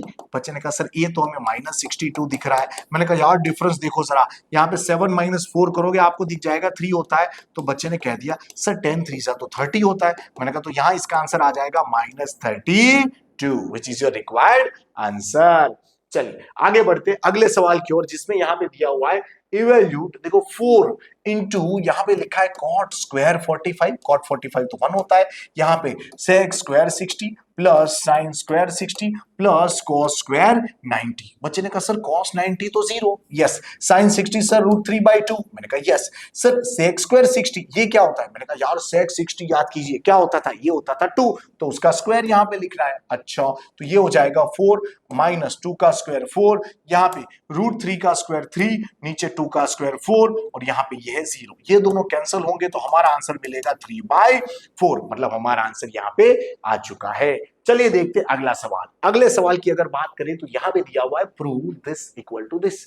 अच्छा सर देखो जरा ट्रिगोनोमेट्रिक आइडेंटिटी लग रही है, मैंने कहा डर मत पगले, यहाँ पे मैं बैठा हुआ हूं, क्या करेंगे LHS से चालू, है ना, यहां से LHS से चालू कर दे। यहाँ पे देखो सेक स्क्वायर, इसको मैं 10 की भाषा में कन्वर्ट कर रहा हूं, 1 + 10 स्क्वायर। अच्छा कॉसेक जिसको हम बुलाएंगे 1 + कॉट स्क्वायर, क्यों, यहाँ पे RHS में कॉट लिखा है तो उसमें कन्वर्ट करेंगे। अच्छा साहब जी देखो जरा यहाँ 10 स्क्वायर प्लस कॉट स्क्वायर लिखा हुआ है, मैंने कहा बिल्कुल, तो 10 स्क्वायर प्लस कॉट स्क्वायर है, फिर मैंने कहा यहाँ 1 + 1 क्या है, 2 है, तो बच्चे ने कहा 2 मतलब 2 वन सा, यस, और 1 को मैं यहाँ पे थोड़ी देर के लिए ऐसा लिख रहा हूं tan theta into cot theta. क्यों सर जी, tan इंटू कॉट 1 होता है, यस, इसीलिए। और ऐसा मैंने क्यों लिखा, क्योंकि आपको दिखेगा ये a square plus B square plus 2ab जैसा, और जिसको हम नॉर्मली ऐसा लिख सकते हैं tan theta plus cot theta whole square, क्योंकि होल स्क्वायर हमें बनाना पड़ेगा तभी रूट जाएगा। अच्छा सर जी, स्क्वायर एंड स्क्वायर रूट जाएगा तो हमें क्या मिलेगा, tan theta plus cot theta which is our RHS। तो यहां पे हमारा आंसर आ चुका है। चलिए आगे बढ़ते अगले सवाल की ओर। अगला सवाल दिया हुआ है tangent PM to the circle with centre O touches the circle at M। अच्छा मतलब सर जी वापस वैसे सवाल आ गए सर्कल वाले, यस। चलो फोटो बनाने की कोशिश करते, क्या नाम है, tangent PM to the circle with centre O touches the circle at M। अच्छा मतलब यहाँ पे M है तो अगर टेंजेंट का नाम PM है तो यहाँ P होगा। ओके, मैंने कहा इसको मैं जोड़ सकता हूँ डेफिनेटली। चलो आगे क्या दिया हुआ है देखो जरा, यहाँ पे OP इक्वल टू 85 दिया हुआ है। ओके भाई साहब, यहाँ पे ये दूरी उन्होंने दी है, देखो बहुत अच्छी बात है। यहाँ पे इसको हमें दिया हुआ 85 सेंटीमीटर। PM इज 77 और उन्होंने कहा है फाइंड द रेडियस। मैंने कहा यहाँ 90 डिग्री होता है, हमसे रेडियस मांगा है। सिंपल सवाल है भाई, बच्चा जानता है यहाँ पे पाइथागोरस लगेगा तो बच्चा क्या लिखेगा भाई, पाइथागोरस थ्योरम। हम लिख सकते हैं 85 का स्क्वायर इक्वल टू 77 का स्क्वायर प्लस आर स्क्वायर। अगर मैं इसको इधर ले लूंगा तो आर स्क्वायर इक्वल टू हो जाएगा 85 का स्क्वायर माइनस 77 का स्क्वायर। बच्चे ने कहा सर ए स्क्वायर माइनस बी स्क्वायर लग रहा है, जिसका आंसर नॉर्मली होता है ए माइनस बी, और यहाँ पे हम लिख सकते हैं ए प्लस बी। तो बच्चे ने कहा सर जी हमें पता है यहाँ इसका डिफरेंस क्या होगा 8, और यहाँ अगर इनका एडिशन करने जाएंगे तो देखो जरा 7 और 5 12, यहाँ पे हो जाएगा 1, तो यहाँ 8 और 8 16। अच्छा सर जी अब क्या करें, मैंने कहा देखो जरा इसे थोड़ा सा मैं सिंप्लीफाई करना चाहूंगा। ये 8 एज इट इज, इसको हम लिख सकते हैं 2 इंटू क्या लिख सकते हैं 81। ऐसा क्यों लिखा, क्योंकि मुझे यहाँ पे इसको मल्टीप्लाई करने पर क्या नजर आ रहा था, ये 16 और ये इंटू 81। अगर मैं दोनों तरफ रूट लूंगा तो यहाँ r equal to under root में 16 इंटू 81। बच्चा जानता है सर 16 का रूट 4 होता है, 81 का 9 होता है, तो r क्या हो जाएगा 4 9 सा 36, यहाँ पे सेंटीमीटर, मतलब हमें रेडियस मिल चुकी है। और उन्होंने वही मांगा था, देखो find the radius of circle, तो ये हमारा आंसर है। चलिए आगे बढ़ते अगले सवाल की ओर। यहां पे दिया हुआ है if ball of radius, देखो if a ball of a radius is 2.1 centimeter is put into a cylinder। अब यहाँ पे समझिएगा, यहाँ पे उन्होंने बॉल दिया हुआ है, इसका मतलब स्फेरिकल बॉल है जिसको सिलेंडर के अंदर रखा गया। Okay, which is full of water having the radius 5 centimeter, okay, and height 6 centimeter. Then find the volume of water flow out from the cylinder। अच्छा मैंने कहा यार सिलेंडर में अगर आपने बॉल रखा तो वो उसके वॉल्यूम जितना ही वाटर डिस्प्लेस करेगा, मतलब बाहर निकालेगा। मतलब उन्होंने सिलेंडर का कोई मतलब ही नहीं है यार उसे देखने का, सिर्फ हमें क्या करना है वो बॉल का वॉल्यूम चाहिए। मतलब वॉल्यूम ऑफ हमसे क्या मांगा है, स्फीयर मांगा है। मैंने कहा यार इसका फॉर्मूला होता है 4/3 पाई आर क्यूब। बच्चे ने कहा 4/3 एज इट इज, सर जी पाई की value 22/7 as it is, R का क्यूब। देखो आर की बात करें तो ये 2.1 है, यहाँ 2.1 है, यहाँ 2.1 है। बच्चे ने तुरंत कहा सर जी 3 7 सा। मैंने कहा 7 यहाँ पे इसको बना देगा 1 सा। मैंने कहा यार ध्यान से देखिए अभी भी मल्टीप्लीकेशन पॉसिबल है। देखो जरा 22 4 सा 88 इंटू ये करेंगे तो ये 8.8 हो जाएगा, यहाँ दोनों का प्रोडक्ट करेंगे तो 4.41 हो जाएगा। मतलब सिर्फ इसका मल्टीप्लाई करना है, तो यहाँ पे क्या हो जाएगा 441 इंटू मुझे 88 करना पड़ेगा। देखो जरा पहले 8 से मल्टीप्लाई करेंगे यहाँ से, अच्छा 8 1 सा 8, 8 4 सा 32 का 2 यहाँ पे, अच्छा तो 3 यहाँ पे, 8 4 सा 32 प्लस 3 करेंगे तो 35, फिर वापस 8 से करना मतलब 80 से करना है तो ये आएगा 35, यहाँ पे क्या आ जाएगा 2 8 और 0। सर जी ऐड कर दो जरा, यहाँ पे आ जाएगा 8, यहाँ पे क्या आ जाएगा 0, 1 कैरी लेंगे तो यहाँ पे क्या आ जाएगा 5 और 3 8, अच्छा यहाँ पे वापस 8 और यहाँ पे 3। बच्चे ने कहा यहाँ पॉइंट है, यहाँ पॉइंट है, तो हमने कहा यार इसका मतलब 3 डिजिट से पहले पॉइंट आएगा, तो हमारा आंसर आ जाएगा 38.808। और सभी जानते हैं हमें वॉल्यूम ढूंढना है, इसका मतलब यूनिट आएगा सेंटीमीटर क्यूब, तो हमारा आंसर आ चुका है। चलिए देखते हैं अगला सवाल। अगले सवाल की बात करें तो यहां दिया हुआ है the following data given information on the observation, अच्छा वगैरह वगैरह वगैरह, और आगे लिखा है determine the model life time. अच्छा बच्चे ने कहा सर मॉडल लाइफ टाइम मतलब हमें क्या ढूंढना है, मॉड ढूंढना है। तो बच्चे ने तुरंत कह दिया सर मॉड का फॉर्मूला तो हमें पता है, z equal to L plus f1 minus f0 upon 2f1 minus f0 minus f2 into यहाँ पे होता है h। जहां पे f1 की बात करें तो हाईएस्ट फ्रीक्वेंसी मतलब ये नजर आ रही है, ये हमारा f1 होगा, ऊपर वाला हमारा क्या होने वाला है f0, नीचे वाला हमारा f2 होने वाला है। f1 मतलब कि ये हमारा मॉडल क्लास हो जाएगा, तो उसकी लोअर लिमिट हमारी लोअर लिमिट, यहाँ जो डिफरेंस दिखेगा उसे हम क्या बुला लेंगे, h बुला लेंगे। सारी इंफॉर्मेशन यहाँ पे हमें दिखाई दे रही है, तो डायरेक्टली फॉर्मूला में वैल्यू रख देते हैं। यहाँ पे क्या हो जाएगा z equal to L plus मतलब कि 60 प्लस, देखो यहां पे हम लिखते थे f1 माइनस f0 मतलब 61 माइनस 52, अगर मैं करने जाऊंगा तो यहाँ 9 आ जाएगा, इनटू में बच्चे जानते हैं यहाँ पे हमें लिखना होता है h, और गैपिंग देखा जाए तो यहाँ हमें 20 नजर आ रहा है। नीचे हम लिखते थे 2f1 मतलब इसका डबल क्या हो जाएगा 122 minus f0 and minus f2। मैंने कहा यार ये दोनों को माइनस कर रहे हो, दोनों को जोड़ दोगे तो ये हो जाएगा टोटल 90। अच्छा ये है 60 प्लस यहाँ पे ये है 9, यहाँ पे इंटू 20, और अगर इनका डिफरेंस लेंगे तो यहाँ पे देखिए जरा, यहाँ डिफरेंस आ जाएगा 32। बच्चे ने तुरंत कहा सर जी हमें इतना लग रहा है कि यहाँ पे ये 5 फोरजा होता है, और ये अगर देखा जाए तो क्या हो जाता है 8 फोरजा 32। तो यहाँ पे हम लिख सकते हैं 60 प्लस, देखो 9 5 जा 45, नीचे था 8, तो मैं लिख सकता हूं कि यहाँ 8 से कटिंग मारेंगे, 8 5 जा क्या हो जाता है यहाँ पे 40 हो जाता है, 8 5 जा 40 होगा, यहाँ पर पॉइंट लगेगा, फिर 5 था इसलिए हम लिख सकते हैं कि वापस 8 यहाँ पे 6 जा 48, तो अगर दोनों को ऐड करेंगे तो 65.6, ये क्या आ चुका है हमारा आंसर। चलिए आगे बढ़ते हैं अगले सवाल की ओर। अगले सवाल की अगर चर्चा करें तो यहां दिया हुआ है for the given frequency distribution, यहाँ पे एल एन सी एफ सब कुछ लिखा हुआ है, फाइंड द मीडियन, मीडियन मतलब कि एम, जिसका फॉर्मूला होता है L plus N by two minus C F upon F into में h। देखो l की अगर बात करें तो यहां देखिए क्या है 7 है, प्लस n बाई टू मतलब मैंने कहा यार 100 by two is 50 minus C F देखो कितना दिया हुआ है यहाँ पे 36 अपॉन f की बात करें तो यहाँ पे मुझे 40 नजर आ रहा है, और h की वैल्यू सिर्फ 3 है, तो मैंने कहा यार 7 प्लस, देखो ये अगर डिफरेंस लेंगे तो आ जाएगा 14, क्या आ जाएगा 14 मतलब कि 14, नीचे है 40 इंटू है 3, मैंने कहा यार 7 टू सा यहाँ पे है 22 सा, तो बच्चों ने कह दिया सर ये 7 3 सा 21, नीचे है 20, तो अगर इसे 20 से डिवाइड करेंगे तो 21 सा, फिर पॉइंट आ जाएगा 0 आ जाएगा, और 25 सा 100 होता है, दोनों को ऐड करेंगे तो आपको मिलेगा 8.05 which is your required answer. चलिए आगे बढ़ते हैं अगले सवाल की ओर, जिसमें यहाँ पे दिया हुआ है in a cartoon of 20 bulb, देखो 20 बल्ब दिए हुए हैं, तो 4 बल्ब आर डिफेक्टिव, अच्छा 4 डिफेक्टिव है, find the probability that a bulb selected at random is non defective, मतलब कि मुझे नॉन डिफेक्टिव बल्ब चाहिए, इसका मतलब मुझे अच्छा वाला बल्ब चाहिए, तो 20 में से 4 डिफेक्टिव थे उसे हटा देंगे तो 16 नॉन डिफेक्टिव है आउट ऑफ टोटल 20। बच्चा जानता है 4 4 जा ये 5 4 जा, मींस आंसर इज 4/5।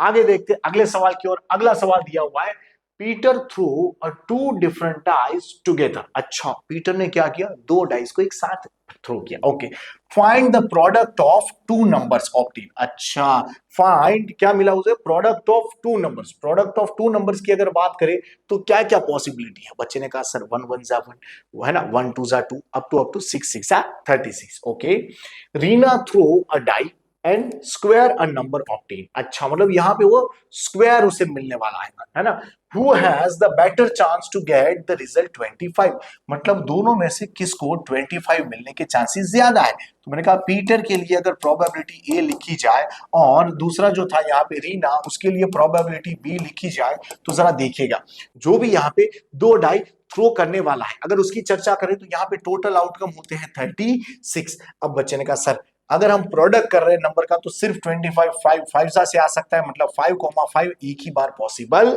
है। आप समझिएगा यहाँ पे 2 डाई थ्रो करने पर 5,5 ऐसा एक नंबर आता है जिसके मल्टीप्लीकेशन से 25 मिल सकता है, जिसके आने के चांस 1/36 है। आगे उन्होंने क्या कहा है, Reena threw a die and square a number, मतलब रीना ने एक ही डाई थ्रो की और उसका स्क्वायर कर दिया, तो 1 का स्क्वायर 2 का स्क्वायर 3 का स्क्वायर सब करेंगे तो मुझे लग रहा है 5 का स्क्वायर करने पर 25 आ सकता है, मतलब ऐसे एक ही चांसेस है आउट ऑफ 6, क्योंकि उन्होंने एक ही डाइस थ्रो की है, तो भाई सबको पता चल रहा है कि ये जो पी ऑफ ए है it is less than P of B. इसका मतलब रीना के जीतने के चांसेस ज्यादा है, तो हम लिख सकते हैं Reena has better chances to get the result 25। चलिए देखते हैं अगला सवाल। अगले सवाल की बात करें तो अगले सेक्शन का सवाल दिया हुआ है जिसमें यहाँ पे देखा जाए तो 3 मार्क्स वाले सवाल हमें दिख रहे हैं। जो सवाल कहता है यहाँ पे find zeros of polynomial 4u square plus 8u and verify the relationship between zeros and coefficient. बच्चे ने कहा सर पॉलिनोमियल का वही पुराना सवाल। मैंने कहा यस, हम डेफिनेटली यहाँ पे सबसे पहले क्या लिखेंगे, 4 जीरोस, यहाँ पे लिख सकते हैं 4u square plus 8u equal to 0। मैंने कहा यहां से अगर मैंने 4u कॉमन लिया तो अंदर आ जाएगा u plus 2 equal to 0। Sir ji product is 0, मैं कह सकता हूं या तो पहला वाला 0 या तो दूसरा वाला 0, इस पर से मिलेगा u equal to -2। Sir zeros मिल चुके हैं, मैंने कहा इसको अल्फा एंड बीटा बुला लो क्योंकि दोनों को u बुलाना अच्छा नहीं लगेगा। तो जीरोस अगर अल्फा एंड बीटा है तो अल्फा इक्वल टू 0 हो जाएगा, बीटा इक्वल टू -2 हो जाएगा। और मैंने कहा यार जीरो के साथ साथ कोएफिशिएंट भी बुला लेते हैं। कोएफिशिएंट की बात करें तो अगर मैं au square plus bu plus c से कंपेयर करूंगा तो a की वैल्यू 4, b की वैल्यू यहाँ पे 8 और c की वैल्यू 0 मिलेगी। अच्छा सर जीरोस मिल गए, कोएफिशिएंट मिल गए, अब क्या करेंगे, वेरीफाई द रिलेशनशिप। मैंने कहा साहब जी अगर देखा जाए तो हमें एक बात पता है, अल्फा प्लस बीटा क्या होता है -b upon a, alpha into beta क्या होता है c अपॉन a। अगर LHS में देखा जाए तो यहाँ दिख रहा है अल्फा प्लस बीटा। मैंने कहा यार अल्फा प्लस बीटा की बात करें तो दोनों को जोड़ के देखो क्या मिलेगा, -2 विच इज माई इक्वेशन 1। फिर मैंने कहा RHS देखो जरा क्या है, -b अपॉन a। देखो -b मतलब यहाँ हो जाएगा -8 अपॉन a की बात करें तो नीचे यहाँ पे आएगा 4। बच्चे ने कह दिया सर 4 2 8 होता है तो ये -2 हो जाएगा विच इज इक्वेशन 2।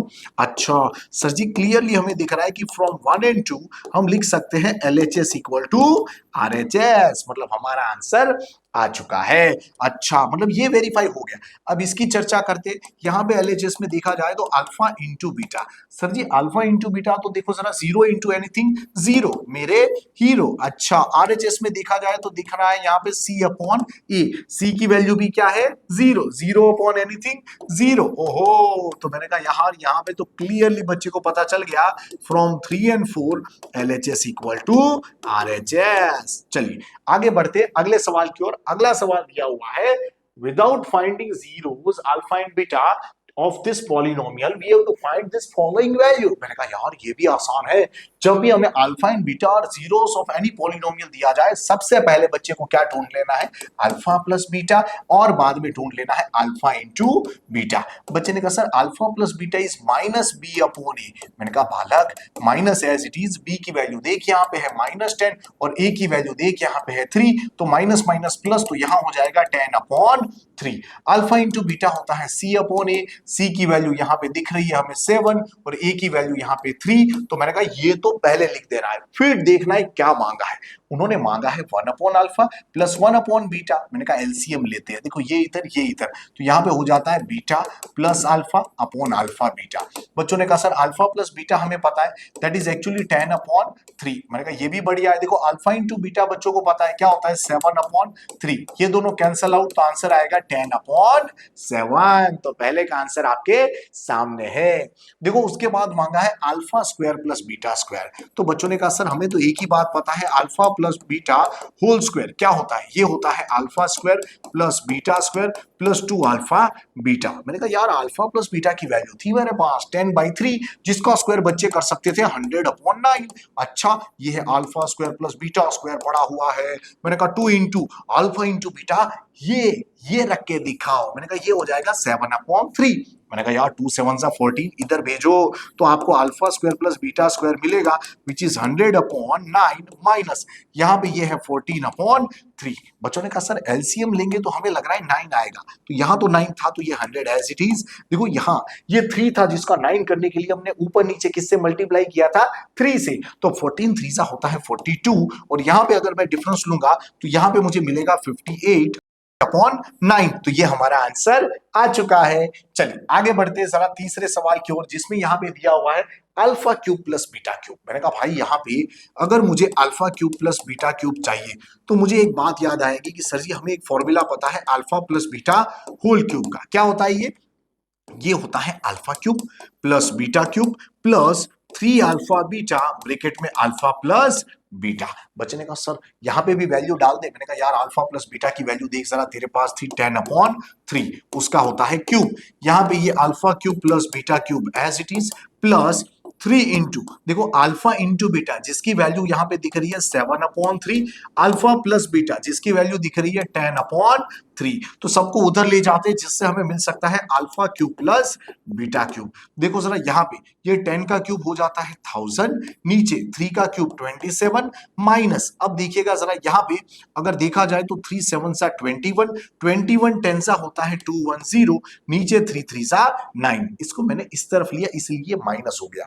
बच्चों ने कहा सर अगर यहाँ एलसीएम लेंगे तो हमें लग रहा है 27 एलसीएम आएगा। मैंने कहा यहाँ पे तो था, तो ये 1000 एज इट इज माइनस में देखो यहाँ ऊपर नीचे 3 से मल्टीप्लाई करना पड़ेगा, तो 21 3 सा होता है 63, मतलब ये 630। तो यहाँ पे क्या आएगा देखो 1000 माइनस 630 अपॉन 27। तो बच्चे ने कहा सर जी यहाँ पे अगर 1000 माइनस 630 अगर करने जाएंगे तो ये मिलेगा 370 अपॉन 27। तो ये क्या आ चुका है हमारा आंसर। चलिए आगे बढ़ते अगले सवाल की ओर। अगला सवाल दिया हुआ है Ramkali saved 5 rupees in the first week of a year. ओहो, रामकली ने पहले 5 रुपए सेव किए स्टार्टिंग में, इसलिए इसको मैं पहली टर्म 5 बुला लेता हूं।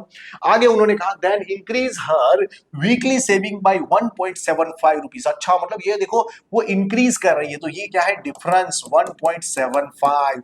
उन्होंने कहा if the nth week in nth week her weekly saving become 20.75, nth week मतलब an which is become 20.75, find the value of n. मैंने कहा यार ए एन का फॉर्मूला बच्चे जानते हैं क्या होता है, a plus n minus 1 into d. A n की वैल्यू यहाँ पे है 20.75 इक्वल टू ए की वैल्यू है 5 plus n minus 1 into d की वैल्यू बताओ जरा 1.75। मैंने कहा यार ये इधर जाएगा माइनस होगा तो ये क्या हो जाएगा, ये 15 हो जाएगा 0.75 as it is, n minus 1 into यहाँ पे आएगा 1.75। बच्चे ने कहा सर अगर पॉइंट को हटाएंगे तो, मैंने कहा तो नीचे 100 आएगा और ये उड़ जाएगा। देखो ये हो जाएगा 1575, नीचे यहाँ पे 100 एन माइनस 1 इंटू 175 अपॉन 100। बच्चे ने कहा ये दोनों उड़ेगा साथ में। मैंने कहा ये अगर डिवाइड में गया ना तो यहाँ ये हो जाता है 9 जा। अच्छा माइनस 1 उधर जाके प्लस हो जाएगा तो यहाँ पे आपको मिलेगा n इक्वल टू 10, मतलब कि 10 वीक लगेंगे उस सेविंग तक पहुंचने के लिए। चलिए आगे बढ़ते अगला सवाल दिया हुआ है तो sum of first n terms of AP is Sn equal to, देखो एसएन इक्वल टू दिया हुआ है 3n स्क्वायर प्लस 7n। उन्होंने कहा find nth term of AP. अच्छा उन्होंने nth टर्म मांगी है। आपको बता दूं ऑलरेडी इसी साल हम कह सकते हैं जेडब्ल्यू के अंदर जो पेपर्स उसके होते हैं उसमें पहली शिफ्ट में हम कह सकते हैं कि जो 22 तारीख को उनका पहला पेपर था उसमें पहली शिफ्ट में उन्होंने एसएन दिया हुआ था और 1/an ढूंढने के लिए उन्होंने कहा था, है ना। मतलब सेम वैसा सवाल जी में भी आ चुका है, तो ये बहुत अच्छी बात है कि उसी टाइप का कॉन्सेप्ट उन्होंने 10th के बोर्ड में भी डालने की कोशिश की है। फ्यूचर में अगर कोई बच्चा कॉम्पिटिटिव स्पिरिट के अंदर जाता है तो उनको ये 10th के भी कंटेंट बहुत ही काम लगने वाला है ना। यहाँ पे बच्चे ने कहा सर तो एन उसने कैसे ढूंढा होगा, उस पर उसके बाद उसका रेसिप्रोकल किया। मैंने कहा बिल्कुल, यहाँ पे आपको बता दूं कि एन का हमें डायरेक्ट फॉर्मूला पता है, क्या होता है वो, एसएन माइनस 1। बच्चे ने कहा एसएन तो दिया हुआ है सर, एसएन माइनस 1 क्या है। मैंने कहा एसएन माइनस 1 का मतलब है एन की जगह एन माइनस 1 रिप्लेस करना। रख के देखो जरा, एन की जगह अगर एन माइनस 1 करोगे तो कुछ आपको ऐसा दिखेगा। बच्चे ने कहा सर इसे हम ओपन कर सकते हैं। मैंने कहा बिल्कुल, ये हो जाता है N square minus 2n plus 1। यहाँ पे अगर ये अंदर गया तो 7n माइनस 7, ये अंदर जाएगा तो हो जाएगा 3n स्क्वायर माइनस 3 2 जा 6n plus 3 plus 7n minus 7। अब यही वैल्यू को यहाँ पे रखने की कोशिश करते हैं ताकि हमारा आंसर आ सके। देखो एसएन की वैल्यू यहाँ पे है 3n स्क्वायर प्लस 7n। देखो यहाँ जो चीजें दी है उसके आगे माइनस है तो ब्रैकेट लगाएंगे और इसको लिखते जाएंगे। देखो ये है 3n स्क्वायर, है ना, यहाँ पे है माइनस 6n। अच्छा प्लस देखा जाए तो यहाँ पे देखो जरा, यहाँ पे प्लस में 7n एज इट इज, और मैं लिखना चाहूंगा 3 माइनस 7 को क्या लिखेंगे, माइनस 4। बच्चों ने कहा सर माइनस को अंदर भेजिए। मैंने कहा बिल्कुल, माइनस को अंदर भेजिए, ये मिलेगा आपको 3n square plus 7n minus यहाँ पे 3n स्क्वायर हो जाएगा minus minus plus 6n minus 7n, और यहाँ पे माइनस माइनस प्लस 4। ये माइनस प्लस कैंसिल हो जाता है, ये भी माइनस प्लस कैंसिल हो जाता है। आपको मिलने वाला है यहाँ पे 6n plus 4 which is your required answer. चलिए आगे बढ़ते अगले सवाल की ओर। अगला सवाल दिया हुआ है फाइंड रेशियो। बच्चे ने कहा सर रेशियो ढूंढने को बोला। जब भी ऐसा बोला जाए बच्चा जानता है हमें रेशियो एज्यूम करना चाहिए, के रेशियो 1। अच्छा सर, यहाँ पे तो लाइन सेगमेंट भी होगी। मैंने कहा बिल्कुल यार, यहाँ पे हमें एक लाइन सेगमेंट को याद कर लेना चाहिए क्योंकि उसकी जरूरत डेफिनेटली पड़ेगी। देखो, find the ratio in which the y axis, मैंने कहा वाई एक्सिस की बात आई तो मैंने लिख दिया ऑन वाई एक्सिस। हमें पता है कि भाई साहब एक्स कोऑर्डिनेट 0 होता है, देयरफॉर हम लिख सकते हैं पॉइंट ऑन वाई एक्सिस जो होगा वो क्या होगा, पी ऑफ 0, वाई। अच्छा, आगे देखते हैं जरा। उन्होंने कहा है line segment joining A B where A and B given. अच्छा, लाइन सेगमेंट का नाम है यहाँ पे ए बी, जहां पे ए के कोऑर्डिनेट्स दिख रहे हैं -4, 1, बी के कोऑर्डिनेट्स दिख रहे हैं 1, 1। अच्छा, फ्रॉम साइड ऑफ ई। अच्छा, मैंने कहा देखो यानी कि यहाँ पे कोई पॉइंट पी है जिसके कोऑर्डिनेट 0, वाई है, जो एक ही साइड से कौन से रेशियो में, के रेशियो 1 में डिवाइड कर रहा है। उन्होंने कहा also find the coordinates of point of division, मतलब पी के कोऑर्डिनेट्स भी हमें ढूंढने हैं, मतलब के भी ढूंढना है और ये वाई भी ढूंढना है। चलो ढूंढ लेते हैं। बच्चा जानता है सर जी इसको हम क्या बुलाते थे, x1 y1, इसको बुलाते थे x2 y2। तो जब भी ऐसा दिया हो, हमें पता है पी ऑफ ये x, y का फॉर्मूला क्या होता है, ये होता है kx2 plus x1 upon k plus 1। यहां होगा ky2 plus y1 upon k plus 1। मैंने कहा यार यहाँ पे ये 0 आएगा। यस, देखो जरा x2 x1, मैंने कहा यहाँ x2 x1, तो यहां आ जाएगा मेरे ख्याल से 1 इंटू के इज के minus x1 is actually 4 upon के प्लस 1। मैंने कहा देखो y2 y1, देखो जरा y2 y1 तो 1 1 था, तो ये हो जाएगा k प्लस 1, नीचे रहेगा k प्लस 1। अच्छा साहब जी, इससे तो हमें ऐसा लग रहा है यहाँ पे देखा जाए तो ये दोनों कैंसिल हो जाएंगे। यस, ये कैंसिल हो जाएंगे तो आंसर आ जाएगा 1। अच्छा, ये बहुत अच्छी बात होगी, हमें y कोऑर्डिनेट्स यहीं से मिल गया। और मैं इसे कंपेयर करूंगा तो शायद आपको पता चलेगा कि यहाँ पे 0 इक्वल टू के माइनस 4 अपॉन के प्लस 1, ये उधर जाते ही के माइनस 4 इक्वल टू 0, तो के की वैल्यू 4 मिल गई, मतलब रेशियो मिला 4:1। साथ में देखा जाए तो यहाँ पे देखो, इसे भी कंपेयर करने पर हमारा आंसर मिल रहा है कि y इक्वल टू 1 है। इसका मतलब जो पॉइंट होगा p ऑफ 0, y, इसे हम 0, 1 बुला सकते हैं। चलिए आगे बढ़ते हैं जरा यहाँ पे अगले सवाल की ओर। अगला सवाल यहाँ पे दिया हुआ है, prove that length of tangent drawn from the external point to the circle are equal. देखो मोस्ट इंपोर्टेंट थियरम आपके सामने आ चुका है, जो कहता है कि साहब जी यहाँ पे अगर ऐसे गोला बनाया जाए तो, मैंने कहा कोई इश्यू नहीं है। देखो यहाँ पे सबसे पहले क्या बनाएंगे, डायग्राम, जिसमें ये सर्कल होगा, यहाँ पे एक्सटर्नल पॉइंट से बनने वाले टेंजेंट होंगे। यहाँ पे मैंने कहा कि भाई यहाँ से सपोज हम टेंजेंट बनाने की कोशिश करेंगे तो 2 टेंजेंट बनेंगे। वहां से हम क्या कर सकते हैं, सेंटर के साथ ज्वाइंट भी कर सकते हैं। यहाँ पे अगर देखा जाए तो सेंटर O होगा, एक्सटर्नल पॉइंट सपोज यहाँ P है, जहां पे छू रहे हैं वो point of contact A and B है।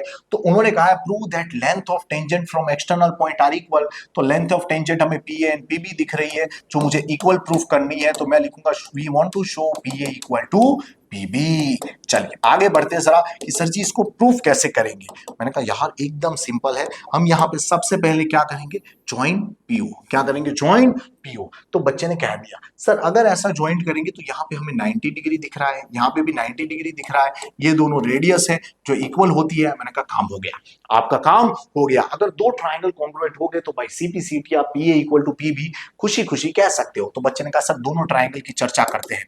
4 triangle PAO and triangle PBO, अगर दोनों ही ट्राइंगल की चर्चा करें तो हमें दिख रहा है एक 90 degree, angle A and angle B. ये 90 डिग्री होने का मतलब है राइट एंगल, उसके सामने वाली ये कॉमन हाइपोटेनियस, गांव का हर बच्चा जानता, मतलब कि ये PO इक्वल टू क्या हो जाएगा, PO which is common hypotenuse. मैंने कहा यार इसका मतलब है साथ में देखो ये साइड भी इक्वल दिख रही है, मतलब कि OA equal to OB which is one side. So हम कह सकते हैं by RHS rule, by RHS rule triangle PAO is congruent with triangle PBO। अगर 2 ट्राइंगल कॉन्ग्रुएंट है तो मैं लिख सकता हूं by CP/CT। by CP/CT हम कह सकते हैं PA इक्वल टू PB, मतलब ये टेंजेंट कैसी हो गई, इक्वल हो गई।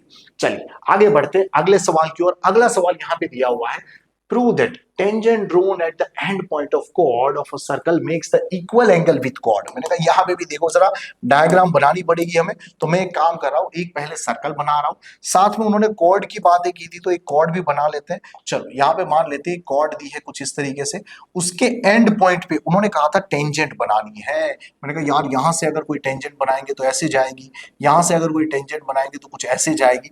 चलो बढ़िया बात है, कॉर्ड का कुछ नाम रख लेते हैं। कॉर्ड का नाम है सपोज AB। मैंने कहा बढ़िया बात है यार। यहाँ पे एक्सटर्नल पॉइंट सपोज ले लेते हैं P, तो मुझे प्रूफ करना है कि यहाँ बनने वाले एंगल A एंड यहाँ बनने वाला एंगल B कैसा है, इक्वल है।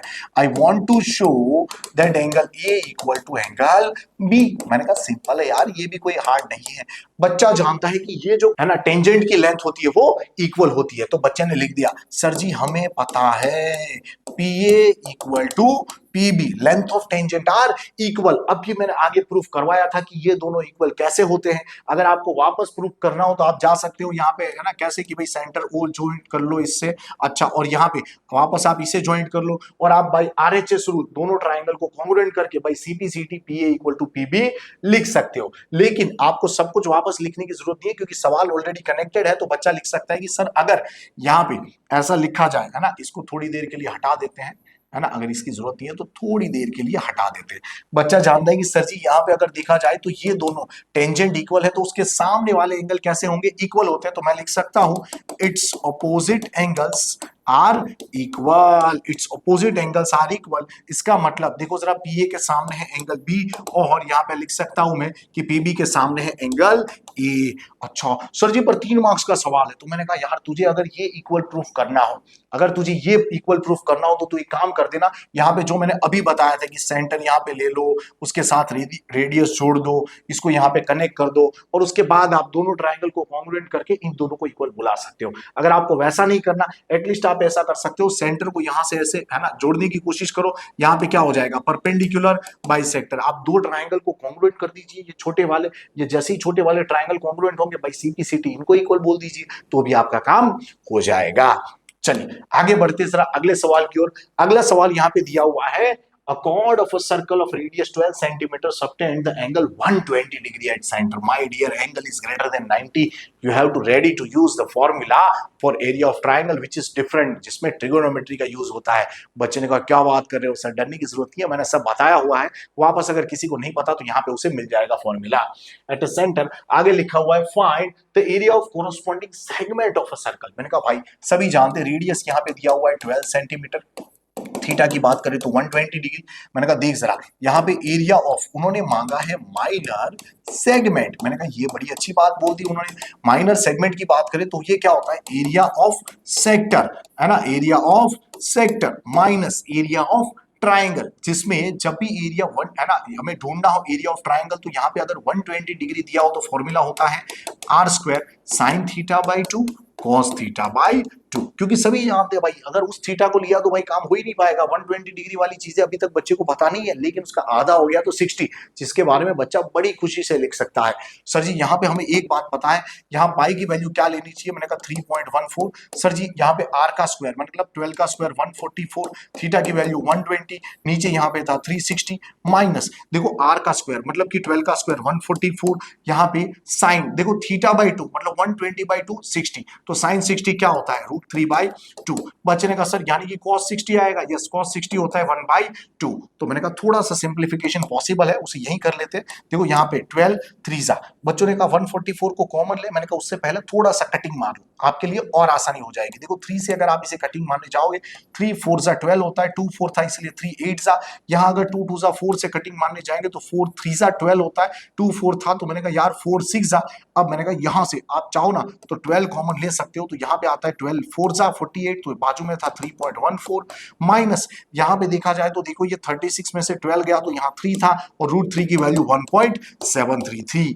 बच्चे ने कहा साहब जी अगर हम मल्टीप्लाई करेंगे तो देखो जरा यहाँ पे क्या हो जाएगा 4 4 16। अच्छा मैंने कहा यार यहाँ पे 1 की आएगी 4 1 4 प्लस 1 5, अच्छा फिर 4 3 12 माइनस, अब जरा देखिएगा 3 मल्टीप्लाई होती है 3 3 9, 3 7 21 होती है, यहाँ पे 1 और यहाँ पे 2 आ गया, 3 1 3 प्लस 2 5, तो यहाँ पे कुछ ऐसा आ रहा है। मैंने कहा डिफरेंस लेंगे तो शायद आपको मिलेगा यहाँ पे 12 इंटू देखो जरा 56 माइनस 19 करने जाएंगे तो बच्चा जानता है 16 माइनस 9 करने पर 7 आ जाता है, यहाँ पे आ जाएगा 4 4 माइनस 1 करेंगे तो यहाँ पे 3 आ जाएगा, यहाँ पे 12 था 12 माइनस 5 बच्चा जानता है 7 होता है, तो आपको यहाँ पे मिलने वाला है 737 इंटू 12। तो बच्चे ने कहा सर जब मैं इसे 10 करूंगा तो 7370 होगा, जब 2 करेंगे तो बच्चा जानता है सर 37 2 हमें पता है कि ये होता है नॉर्मली 74।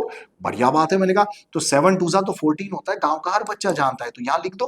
मैंने कहा ये 4 होगा, यहाँ पे 7 + 7 14, 1 कैरी, तो यहाँ 4 + 4 8, यहाँ पे भी 8। अब देखिए जरा पॉइंट कहाँ पे था, पॉइंट यहाँ पे था, तो यहाँ पे था मतलब कि 2 डिजिट थे, तो यहाँ पे आंसर आने वाला है आपका 88.44, which is your required answer. चलिए आगे बढ़ते हैं, जरा अगला सवाल। अगले सवाल की बात करें तो यहां पे दिया हुआ है 2 coins are tossed simultaneously, find the probability of getting। मैंने कहा 2 कॉइन अगर हम टॉस करते हैं तो टोटल नंबर ऑफ आउटकम कितने मिलते हैं भाई 4। बच्चे ने कहा सैंपल स्पेस कैसे होंगे, पता है सर कि भाई साहब 2 बार हेड आता है, 2 बार टेल आता है, डिवाइड बाय 2 करेंगे तो 1 बार हेड, 1 बार टेल, 1 बार हेड, 1 बार टेल, तो यहाँ सारे सैंपल स्पेस आ चुके हैं, जिसमें से उन्होंने कहा 1 हेड आने की प्रोबेबिलिटी क्या है। मैंने कहा देखो जरा 2 बार आ रहा है आउट ऑफ 4, तो आंसर इज 1/2।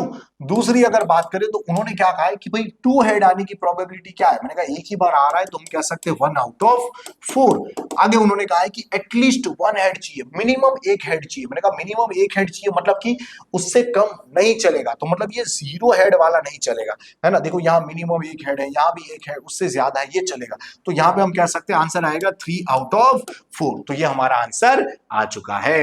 चलिए देखते हैं अगला सवाल। अगले सवाल की अगर बात करें तो यहाँ पे सेक्शन डी आ चुका है, जिसकी अगर बात करें तो 4 मार्क्स वाले सवाल हमारे सामने यहाँ पे दिखाई दे रहे, जिसमें पहला सवाल कहता है the sum of 2-digit number and the number obtained by reversing the digit is 66।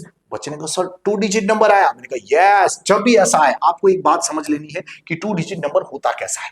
अगर बात करें 52 की तो यहाँ 1s प्लेस पे है, यहाँ 10s प्लेस पे, तो इसका एक्सपांडेड फॉर्म होता है 5 × 10 + 2।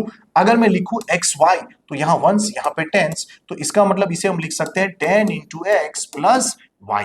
अच्छा सर जी, इसका मतलब अगर हमने कुछ ऐसा एज्यूम किया कि सोचो कि भाई मैंने 10s प्लेस पे x लिया है, 1s प्लेस पे y लिया है, इसको मैं क्या कर सकता हूँ, रिवर्स भी कर सकता हूँ, तो ये yx दिखेगा। हाँ ऐसा भी लिख सकते हैं, उसे बोलते हैं रिवर्सिंग डिजिट नंबर, है ना। तो ये मैंने एग्जांपल दिया जिससे आपको थोड़ा सा अंदाजा आ जाए कि हमें क्या करना चाहिए। बच्चे ने कहा सर 2 डिजिट नंबर है, डेफिनेटली हमें याद करना चाहिए 10s डिजिट। सबसे पहले 10s डिजिट क्या हो, सपोज x, और अगर यहाँ पे हम याद करें 1s डिजिट अगर हमें दिया हुआ हो y, तो बच्चा लिख सकता है द नंबर इज, नंबर कैसा होगा, 10s डिजिट को 10 से मल्टीप्लाई किया जाता है प्लस 1s डिजिट लिखा जाता है। मैंने कहा अगर हम ऐसा करें रिवर्सिंग डिजिट और उसके बाद नंबर ढूंढे, तो मैंने कहा यार डिजिट चेंज हो जाएंगे, तो ये हो जाएगा 10y + x। अब उन्होंने सवाल में क्या कहा था वो देखते हैं, पहले इतना तो छाप ही देना है, 2 डिजिट नंबर देखते ही इतना छाप देना है। फिर आप देखिए उन्होंने कहा है the sum of 2 digit number, क्या है भाई 2 डिजिट नंबर, ये है 10x + y, और उसका सम किसी से किया है, and the number obtained by reversing the digit, reversing the digit करने पर ये मिला था, उसे जरा लिख दो, which is 10y + x which is equal to 66। तो बच्चे ने कहा सर आपको पता है 10x + x is 11x, y + 10y is 11y equal to 66। अगर मैं यहां से 11 कॉमन लेता हूं या फिर तीनों को 11 से डिवाइड करता हूं, तो यहां मिलेगा x + y equal to 6 which is equation 1। आगे उन्होंने क्या कहा है, if the digits of number differ by 2, मतलब कि दोनों के बीच की दूरी कितनी है, 2 है। तो मैंने कहा यार यहाँ पे कौन सा नंबर पड़ा है ये पता नहीं है, मतलब कि x - y इक्वल टू भी 2 हो सकता था, या तो हम कह सकते हैं y - x इक्वल टू भी 2 हो सकता था, तो इसे इक्वेशन 2 बुलाते, इसे इक्वेशन 3 बुलाते।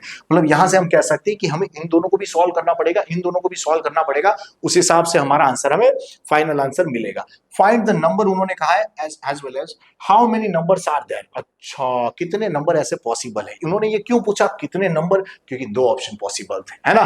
चलिए कोशिश करते हैं पहले इन दोनों को सॉल्व करने की। अगर मैं 1 + 2 करता हूं तो y - y कैंसिल, ये 2x हो जाएगा इक्वल टू 8 हो जाएगा, तो x की वैल्यू 4 हो जाएगी।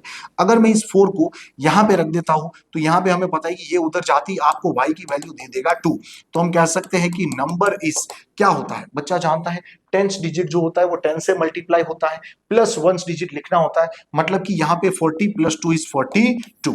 अच्छा मतलब एक नंबर हमें मिल गया। सपोज मैं यहाँ पे ट्राई करूं तो इक्वेशन 1 + 3 करने पर देखो जरा x - x कैंसिल होगा, y + y यहाँ पे 2y हो जाएगा इक्वल टू 6 + 2 8 हो जाएगा, तो y की वैल्यू यहाँ पे 4 हो जाएगी। y की वैल्यू 4 रखने पर x की वैल्यू आपको क्या मिलने वाली थी, 2 मिलने वाली थी। इसका मतलब नंबर होगा वो क्या होगा, 10s डिजिट को किससे मल्टीप्लाई किया जाता है, 10 से, फिर प्लस में 1s डिजिट लिखा जाता है, मतलब 20 + 4 इज एक्चुअली 24। बच्चे ने कहा सर जी यहाँ पे अगर देखा जाए तो देखो जरा 24 आ गया, तो हम कह सकते हैं कि भाई आंसर की अगर बात करें तो 2 नंबर पॉसिबल थे, और हम कह सकते हैं नंबर ऑफ नंबर इज मतलब कितने नंबर पॉसिबल है, इसकी बात करें तो 2 पॉसिबल है। कितने पॉसिबल है? 2 पॉसिबल है। चलिए देखते हैं अगला सवाल। अगले सवाल की अगर बात करें तो यहां दिया हुआ है a cottage industry produce certain number of toys in a day. तो बच्चे ने तुरंत क्या किया, सबसे पहले यहां एज्यूम कर लिया कि let number of toys produced in 1 day equal to x. एक दिन में कितने टॉयज वो बना रहे हैं? एक्स। आगे उन्होंने कहा है the cost of production of each toy was found 55 minus the number of toy produce in a day. तो मैंने कहा यार कॉस्ट ऑफ 1 टॉय की अगर बात करें तो उन्होंने कहा 55 माइनस जितने टॉय आप एक दिन में बनाते हो उतने। तो मैंने कहा 55 माइनस एक्स। आगे उन्होंने कहा है on a particular day the total cost of production was 750। मैंने कहा भाई उन्होंने कहा है टोटल कोस्ट कैसे मिलेगी? मैंने कहा एक टॉय की कॉस्ट है 55 माइनस एक्स और ऐसे एक्स टॉयज होंगे तो एक्स से मल्टीप्लाई हो जाएगा तब टोटल कॉस्ट मिलेगी 750। बच्चे ने कहा ये अंदर जाएगा तो क्या हो जाएगा 55x minus x square equal to 750। सबको इधर ले जाएंगे तो x square minus 55x plus 750 equal to 0। अब इसके ऐसे फैक्टर निकालने की माइनस 55 आ जाए। बच्चे ने कहा सर जी ये तो 25 इंटू 30 से आ सकता है। मैंने कहा बिल्कुल। तो यहाँ पे आप क्या लिख सकते हो minus 30x minus 25x plus 750 equal to 0। अगर आप यहाँ से x कॉमन लोगे, यहाँ से माइनस 25 कॉमन लोगे और फैक्टर निकालोगे तो आपको बाद में मिलने वाला है x minus 30 and x minus 25 equal to 0। Sir ji product is 0 we know that we will compare both with 0। तो हमें x की वैल्यू 2 मिल सकती है, या तो 25 या तो x इक्वल टू 30। मतलब कि एक दिन में इतने टॉयज या तो 25 या तो 30 प्रोड्यूस होते होंगे। अब देखते उन्होंने क्या मांगा है। उन्होंने मांगा है find out the number of toy produce on that day. मैंने कहा हो गया भाई आंसर। चलिए आगे बढ़ते हैं अगले सवाल की ओर। अगला सवाल दिया हुआ है ABCD is a trapezium where AB is parallel to DC। मैंने कहा बढ़िया बात है, गिवन में हम लिख सकते हैं यहाँ पे कि भाई AB पैरेलल टू DC है। साथ में उन्होंने कहा है F, अच्छा यहाँ पे E and F are the point on non parallel sides. Okay, साथ में उन्होंने दिया है EF पैरेलल टू AB। ये भी अच्छा लगा मुझे, EF पैरेलल टू AB। मैंने कहा यार पैरेलल दे दिया है। अच्छा थोड़ी सी ये लाइन है ना आपको टेढ़ी नजर आ सकती है, बट आप समझ जाइएगा कि यहाँ पे ये जो है ये नीचे वाली लाइन से एज वेल एज ऊपर वाली लाइन से कैसा है? पैरेलल है। क्योंकि AB से पैरेलल होने का मतलब है कि DC से भी पैरेलल हो ही जाएगा। अच्छा आगे उन्होंने कहा we have to show this AE upon ED equal to BF upon FC। AE upon ED equal to BF upon FC। मैंने कहा ये तो बड़ी आसान बात हो गई भाई, बच्चा जानता है सर ऐसा हम कुछ कहीं ना कहीं है ना ट्राइंगल के अंदर कुछ ना कुछ करते थे। मैंने कहा बढ़िया बात है, तो एक काम करो आप एक ट्राइंगल बनाने की कोशिश करो। उसके लिए बच्चे ने क्या किया, इसको ज्वाइंट कर डाला। अच्छा आपने जैसी AC को ज्वाइंट किया यहाँ पे वो सपोज छू रहा है G पे, है ना, तो मुझे प्रूफ जो करना है वो यहाँ पे मैं लिख रहा हूं AE upon ED equal to BF upon FC। ये मुझे प्रूफ करना है और इसका आंसर कैसे मिलेगा? एकदम सिंपल है। मैंने यहाँ पे क्या कर दिया, ज्वाइन AC। मैंने यहाँ पे किया join AC and for this triangle, इस ट्राइंगल की बात करें तो मैं जानता हूं ये पैरेलल है, ये दोनों पैरेलल है, तो इसके जो टुकड़े होंगे उसका रेशियो कैसा होगा? इक्वल होगा। अच्छा मैं लिख सकता हूं यहाँ पे EG पूरा का पूरा, यहाँ पे याद रखना ये पूरा का पूरा EF पैरेलल है इससे, तो ये EG पैरेलल टू DC हो जाएगा इन ट्राइंगल ADC। यहाँ पे मैं लिख सकता हूं इसीलिए बाय बेसिक प्रोपोर्शनलिटी थ्योरम। क्यों भाई? थेल्स ने कहा था कि ऐसे केस में यहाँ पे हो जाता है AE upon ED equal to क्या हो जाता है? AG upon GC। AG upon GC which is equation 1। बच्चे ने कहा सर जी सेम यहाँ पे अगर देखा जाए तो कुछ ऐसा ही नजर आ रहा है कि ये भी ट्राइंगल है लेकिन उल्टा है। मैंने कहा कोई बात नहीं यार, तुझे पता है ये भी इससे पैरेलल है, बढ़िया बात है, तो इसकी भी बातें करते हैं कि फॉर ट्राइंगल ABC अगर मैं ले लूं तो यहाँ मैं जानता हूँ GF parallel to AB, GF parallel to AB। बच्चे ने कहा फिर तो सर यहाँ पे भी BPT लगेगा। मैंने कहा बिल्कुल यार, अगर मैंने यहाँ पे BPT लगाने की कोशिश की तो ये क्या बोल देगा, यहाँ पे भी जो साइड के टुकड़े हैं उनका रेशियो इक्वल होगा, मतलब AG अपॉन GC। यहाँ पे हम लिखेंगे AG upon GC equal to BF upon FC, BF upon FC। बच्चे ने कहा ये इक्वेशन 2 है, तो मैंने कहा यार फ्रॉम इक्वेशन 1 एंड 2 जरा ध्यान से देखिए, आपको AG अपॉन GC दोनों जगह दिख रहा है, उसके बराबर की जो चीजें होगी वो कैसी हो जाएगी? इक्वल हो जाएगी। मतलब मैं लिख सकता हूं E upon ED equal to BF upon FC। अच्छा ध्यान से देखिए आपका आंसर यहाँ पे आ चुका है। चलिए आगे बढ़ते हैं अगले सवाल की ओर। अगला सवाल यहाँ पे दिया हुआ है E is the point on side AD produced of parallelogram ABCD। मैंने कहा यार पैरेललोग्राम की फोटो बनाते हैं। देखो ये हमारा पैरेललोग्राम है जिसका मैं कुछ नाम रख लेता हूं A B C and D. उन्होंने क्या कहा है, अगर ध्यान से देखोगे तो आपको पता चलेगा कि कोई एक साइड को प्रोड्यूस किया है, एडी प्रोड्यूस्ड। अच्छा, एडी को उन्होंने प्रोड्यूस किया है। अच्छा, कहां तक प्रोड्यूस किया है? मैंने कहा यार मान लेते हैं उन्होंने कहा ई तक, तो मैंने कहा ई सपोज यहां पे है, तो मैंने कहा यार इसे भी मैं जोड़ सकता हूं। देखो बी को मैंने जोड़ सकता हूं। ओके, उन्होंने खुद कहा है कि ये B intersect the CD at F. CD को कहां छू रही है? एफ पे। Okay, now we want to show this to, अच्छा मतलब आर सिमिलर। तो मैंने कहा बढ़िया बात है। सबसे पहले मैं गिवन में एक बात लिखना चाहूंगा कि पैरेललोग्राम ABCD दिया हुआ है। Okay, and I want to show भाई साहब triangle ABE is similar with triangle CFB। बच्चे ने कहा ये भी आसान है सर जी, कोई इतना कठिन बात है ही नहीं। आप ध्यान से देखिए, दो छोटे और बड़े ट्राइंगल जो आपको दिख रहे हैं, ये छोटा और ये बड़ा, ये सिमिलर करना है। बच्चे ने कहा सर ABE में कुछ खासियत है क्या जो इससे कनेक्ट हो जाए? मैंने कहा बिल्कुल, गांव का बच्चा बच्चा जानता है कि सर जी यहाँ पे जो ये एंगल्स है ये इक्वल होंगे, क्योंकि पैरेललोग्राम के एंगल्स है, ऑपोजिट एंगल्स हमेशा इक्वल हो जाते हैं। अच्छा, साथ में देखा जाए तो ये लाइनें पैरेलल होती है, जिसकी वजह से यहाँ पे ऐसा Z मतलब कि अल्टरनेट इंटीरियर एंगल बन सकता है। ओके, फिर तो आपका काम हो गया, क्योंकि दो एंगल इक्वल हो गए ना किसी भी ट्राइंगल के, मतलब भाई एंगल एंगल क्राइटेरिया दोनों ट्राइंगल सिमिलर हो जाते हैं। तो चलिए यहां पे लिखने की कोशिश करते हैं, for triangle ABE and triangle CFB। मैं लिख सकता हूं angle E equal to angle C, angle A equal to angle C, जहां पे हम लिखेंगे ऑपोजिट एंगल्स ऑफ पैरेललोग्राम। अच्छा, साथ में मैं लिख सकता हूं angle E and angle B, यहां पे angle E equal to angle B because of alternate interior angle. तो बच्चे ने कहा सर भाई एंगल एंगल क्राइटेरिया हम खुशी खुशी लिख देंगे triangle ABE similar with triangle CFB। तो आपका आंसर यहां पे आ चुका है। चलिए देखते हैं अगला सवाल। अगले सवाल की अगर चर्चा करें तो यहां पे दिया हुआ है, as observe from the top of 75 high, अच्छा 75 metre high lighthouse from sea level. अच्छा सर जी, फिर तो यहाँ पे कहीं ना कहीं ब्लू पानी होगा। यस, मान लेते ये हमारा सी है। अच्छा, यहाँ पे कोई लाइट हाउस है। नॉर्मली लाइट हाउस हमारे लिए क्या होगा? एक नॉर्मल, हम कह सकते एक वर्टिकल लाइन। अच्छा सर, इसकी हाइट हमें पता है क्या है? 75 मीटर। उसके ऊपर कोई बंदा खड़ा है ना? As observe from this lighthouse, इसका मतलब वहां पे कोई बंदा खड़ा है। मैंने कहा कोई आपत्ति नहीं है, लेकिन जहां पे भी खड़ा है ना वहां पे एक हम हॉरिजॉन्टल लाइन ड्रॉ करते हैं which is parallel to base. अच्छा सर, और क्या कह रहा है ये? मैंने कहा उन्होंने कहा है कि भाई यहाँ पे वो ऑब्जर्व कर रहे हैं the angle of depression of two ships are found 30 and 45। मतलब दो शिप के उन्होंने एंगल देखे है ना, दो शिप यहाँ पे उनको दिख रही है। मान लेते हैं यहाँ पे देख लेते हैं, सपोज एंगल ए शिप है, यहाँ पे बी शिप है, और उनके साथ एंगल्स बना रहे हैं वो कुछ कि भाई छोटा वाला एंगल 30 है और बड़ा वाला एंगल 45 है ना। एंगल ऑफ डिप्रेशन मतलब नीचे की ओर देख रहे हैं वो। अच्छा, आगे उन्होंने कहा है find the distance between two ship, मतलब ये डिस्टेंस उनको चाहिए। मैंने कहा इसको मैं बुला लेता हूं x, मतलब मुझे x ढूंढना है, ये बुला लेता हूं y। बच्चे ने कहा सर यहाँ पे z बनेगा तो ये 45 डिग्री होगा, यहाँ पे भी z बनेगा तो ये 30 डिग्री होगा, बिकॉज ये दोनों लाइनें पैरेलल होती है और ये ट्रांसवर्सल होती है, तो यहाँ पे अल्टरनेट इंटीरियर एंगल्स इक्वल होते हैं। बच्चों ने कहा सर जी हमें x ढूंढना है, कैसे ढूंढेंगे? मैंने कहा पहले छोटे ट्रायंगल में कुछ देख, कुछ हो सकता है क्या।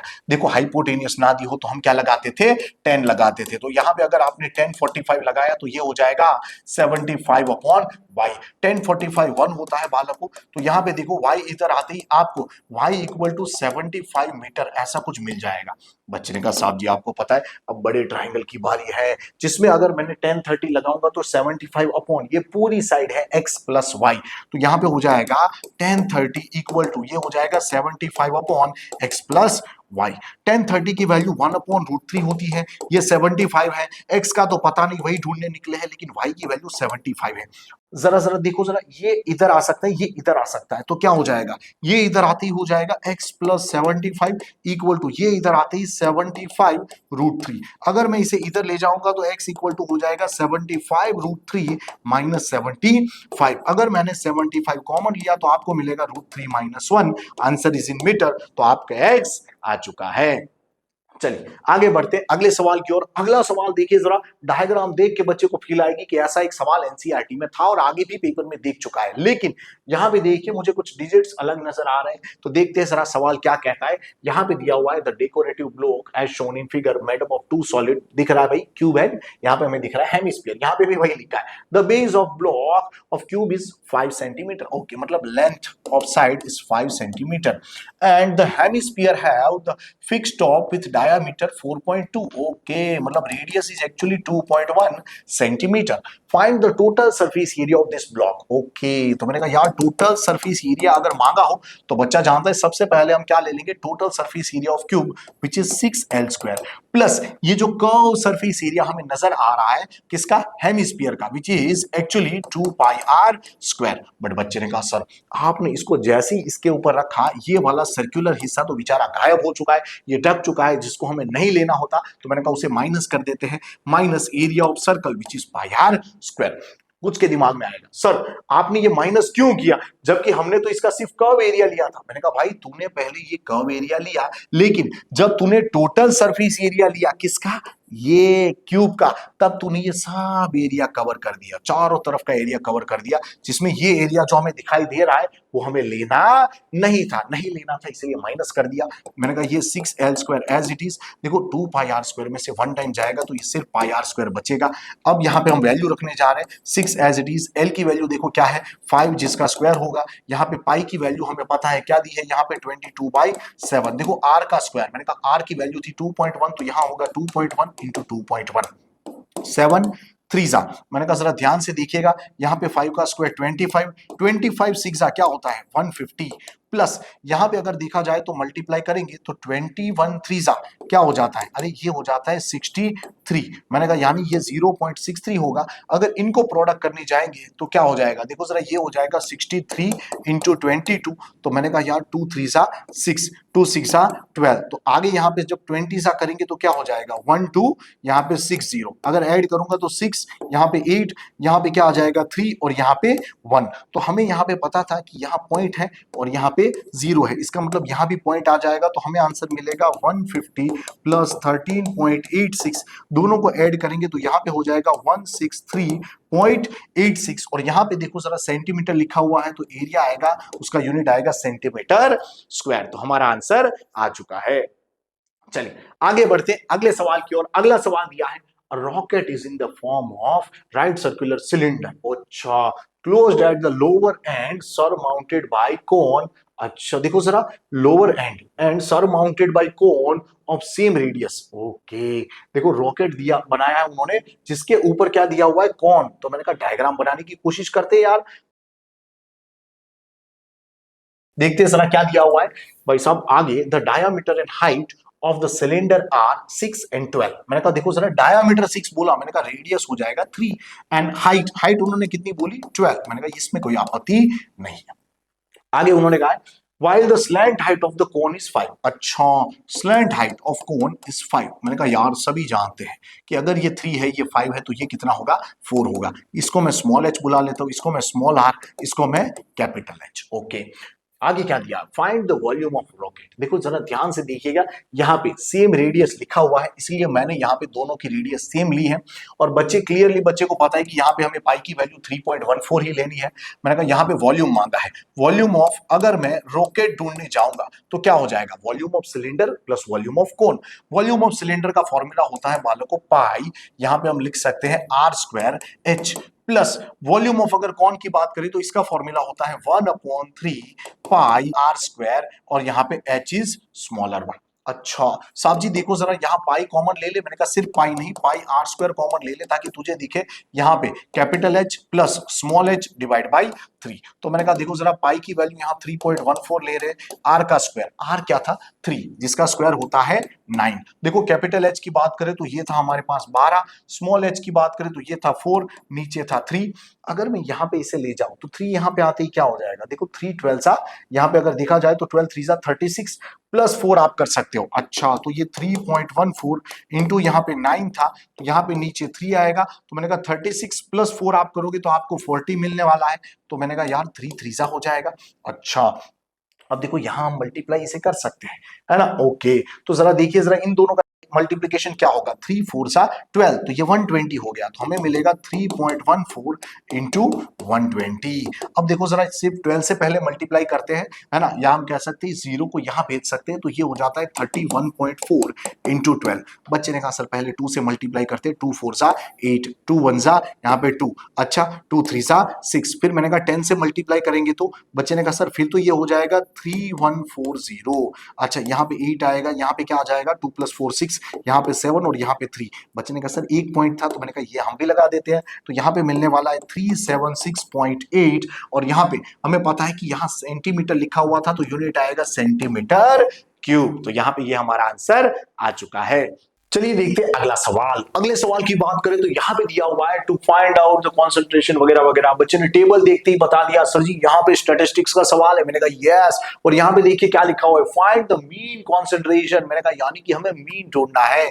बच्चे ने कहा सर इसका फॉर्मूला तो हमें पता है, सिंपल फॉर्मूला होता है x bar equal to sigma fi xi upon sigma fi। बच्चे ने कहा सर और भी फॉर्मूलाज है, मैंने कहा जानता हूं, लेकिन यहाँ पे देखिए मुझे नहीं लगता कोई और फॉर्मूलाज की यहाँ पे जरूरत पड़ेगी। देखो डेटा कंटिन्यूस दिया हुआ है और नॉर्मल है, यहाँ पे पैटर्न एकदम नॉर्मल दिख रही है। बच्चे ने कहा सबसे पहले सर xi ढूंढ लीजिए, मैंने कहा ढूंढ रहे, चल दोनों का मिड पॉइंट क्या होगा। बच्चे ने कहा 0 और 4 के बीच में 2 होता है, मतलब मिड पॉइंट आएगा 0.02। बच्चे ने कहा सर 4 4 का गैपिंग नजर आ रहा है, मैंने कहा इसका मतलब यहाँ पे आ जाएगा 0.0, यहाँ पे 6, फिर 0.10, 0.14, 0. यहाँ पे 18, यहाँ पे 0.22। आप चेक कर सकते हो, देखो ये इसका यहाँ पे यहाँ उसका मिड पॉइंट दिखाई दे रहा है। अच्छा सर जी भाई ये अगर इसका मिड पॉइंट है तो फिर तो काम हो गया। अब हमें क्या ढूंढना होता है, यहाँ पे fi into xi। Okay sir जी 4 दूनी 8 मतलब 0.08। अच्छा देखो जरा 9 6 54 मतलब 0.54। अच्छा 10 9 90 मतलब 0.90। 14 2 क्या होता है, अरे 28। अच्छा 18 4 मैंने कहा देखो जरा 18 2 36, 36 2 72 मतलब ये 72। अच्छा 22 2 0.44। अच्छा अगर मैं यहाँ सिग्मा fi xi करता हूं तो क्या आएगा जरा देखते हैं। अच्छा यहाँ पे देखो जरा 8 और 4 12, 12 और यहाँ पे अगर देखा जाए तो देखो 12 और 8 देखा जाए तो 20 होते हैं। अच्छा 20 और ये 6 मिला के 26 हो जाएंगे। ओके तो मैंने कहा यहाँ पे अगर देखा जाए तो 2 यहाँ पे कैरी आएगी। मैंने कहा देखो 5 + 2 7, 7 + 9 अगर बात करें तो 16, 16 + 2 अगर आप करोगे तो 18, 18 + 4 कर देते हैं 22, + 7 करेंगे तो 22 + 7 क्या हो जाता है 29। तो 9 यहाँ पे ऊपर 2 आएगा, तो यहाँ सब जगह 0 था तो यहाँ 2 आ जाएगा और 2.96 आया। अच्छा तो मैंने कहा यहाँ पे है 2.96। मैंने कहा यार सिग्मा fi तो किया ही नहीं, सिग्मा fi मतलब कि सम ऑफ फ्रीक्वेंसी। मैंने कहा जरा ट्राई करो, 9 और 9 18 होते हैं। अच्छा 18 + 2, अरे 18 + 2 अगर आपने ट्राई किया तो आपको मिलेगा 20, 20 प्लस के बाकी का 10 मिला के 30। ओके तो यहाँ पे आने वाला है 30। मैंने कहा देखो ये 3 10 था, 10 से अगर डिवाइड करते तो ये मिलता 0.296 डिवाइड बाई 3। बच्चे ने कहा सर यहाँ पे अगर ट्राई करेंगे तो हो जाएगा 0.0, देखो 3 9 अच्छा 3 9 27। अच्छा 27 यहाँ पे अगर माइनस होगा तो 2 and 6 आएगा। अच्छा 2 and 6 मतलब फिर अच्छा 8 हो जाएगा, 3 8 24। उसके बाद यहाँ पे हम कह सकते हैं कि ये आगे आगे बढ़ता जाएगा, लेकिन इसे राउंड में ऐसा लिख सकते हैं 0.099 which is our approx answer. तो ये हमारा आंसर आ चुका है। तो यहाँ पे इस तरीके से आप ऐसे सवालों से डील कर सकते हो। यहाँ पे आपका आंसर आ चुका है और हमारा पेपर खत्म हो चुका है। आई होप आपको वीडियो अच्छा लगा होगा। अगर अच्छा लगा हो तो लाइक सब्सक्राइब कीजिए, अपने दोस्तों के साथ शेयर कीजिए, और अगर हो सके उतने दोस्तों के साथ शेयर कीजिए जिससे उनका भी कुछ फायदा हो सके। और मुझे लग रहा है यहाँ पे हर बच्चा बहुत अच्छा कर सकता है, पेपर को भाई साहब फोड़ के रख देगा, बहुत अच्छा परफॉर्मेंस निकाल सकता है और आपकी एग्जामिनेशन में आपके अच्छे नंबर आए। इसलिए हमारी टीम की ओर से ऑल द बेस्ट।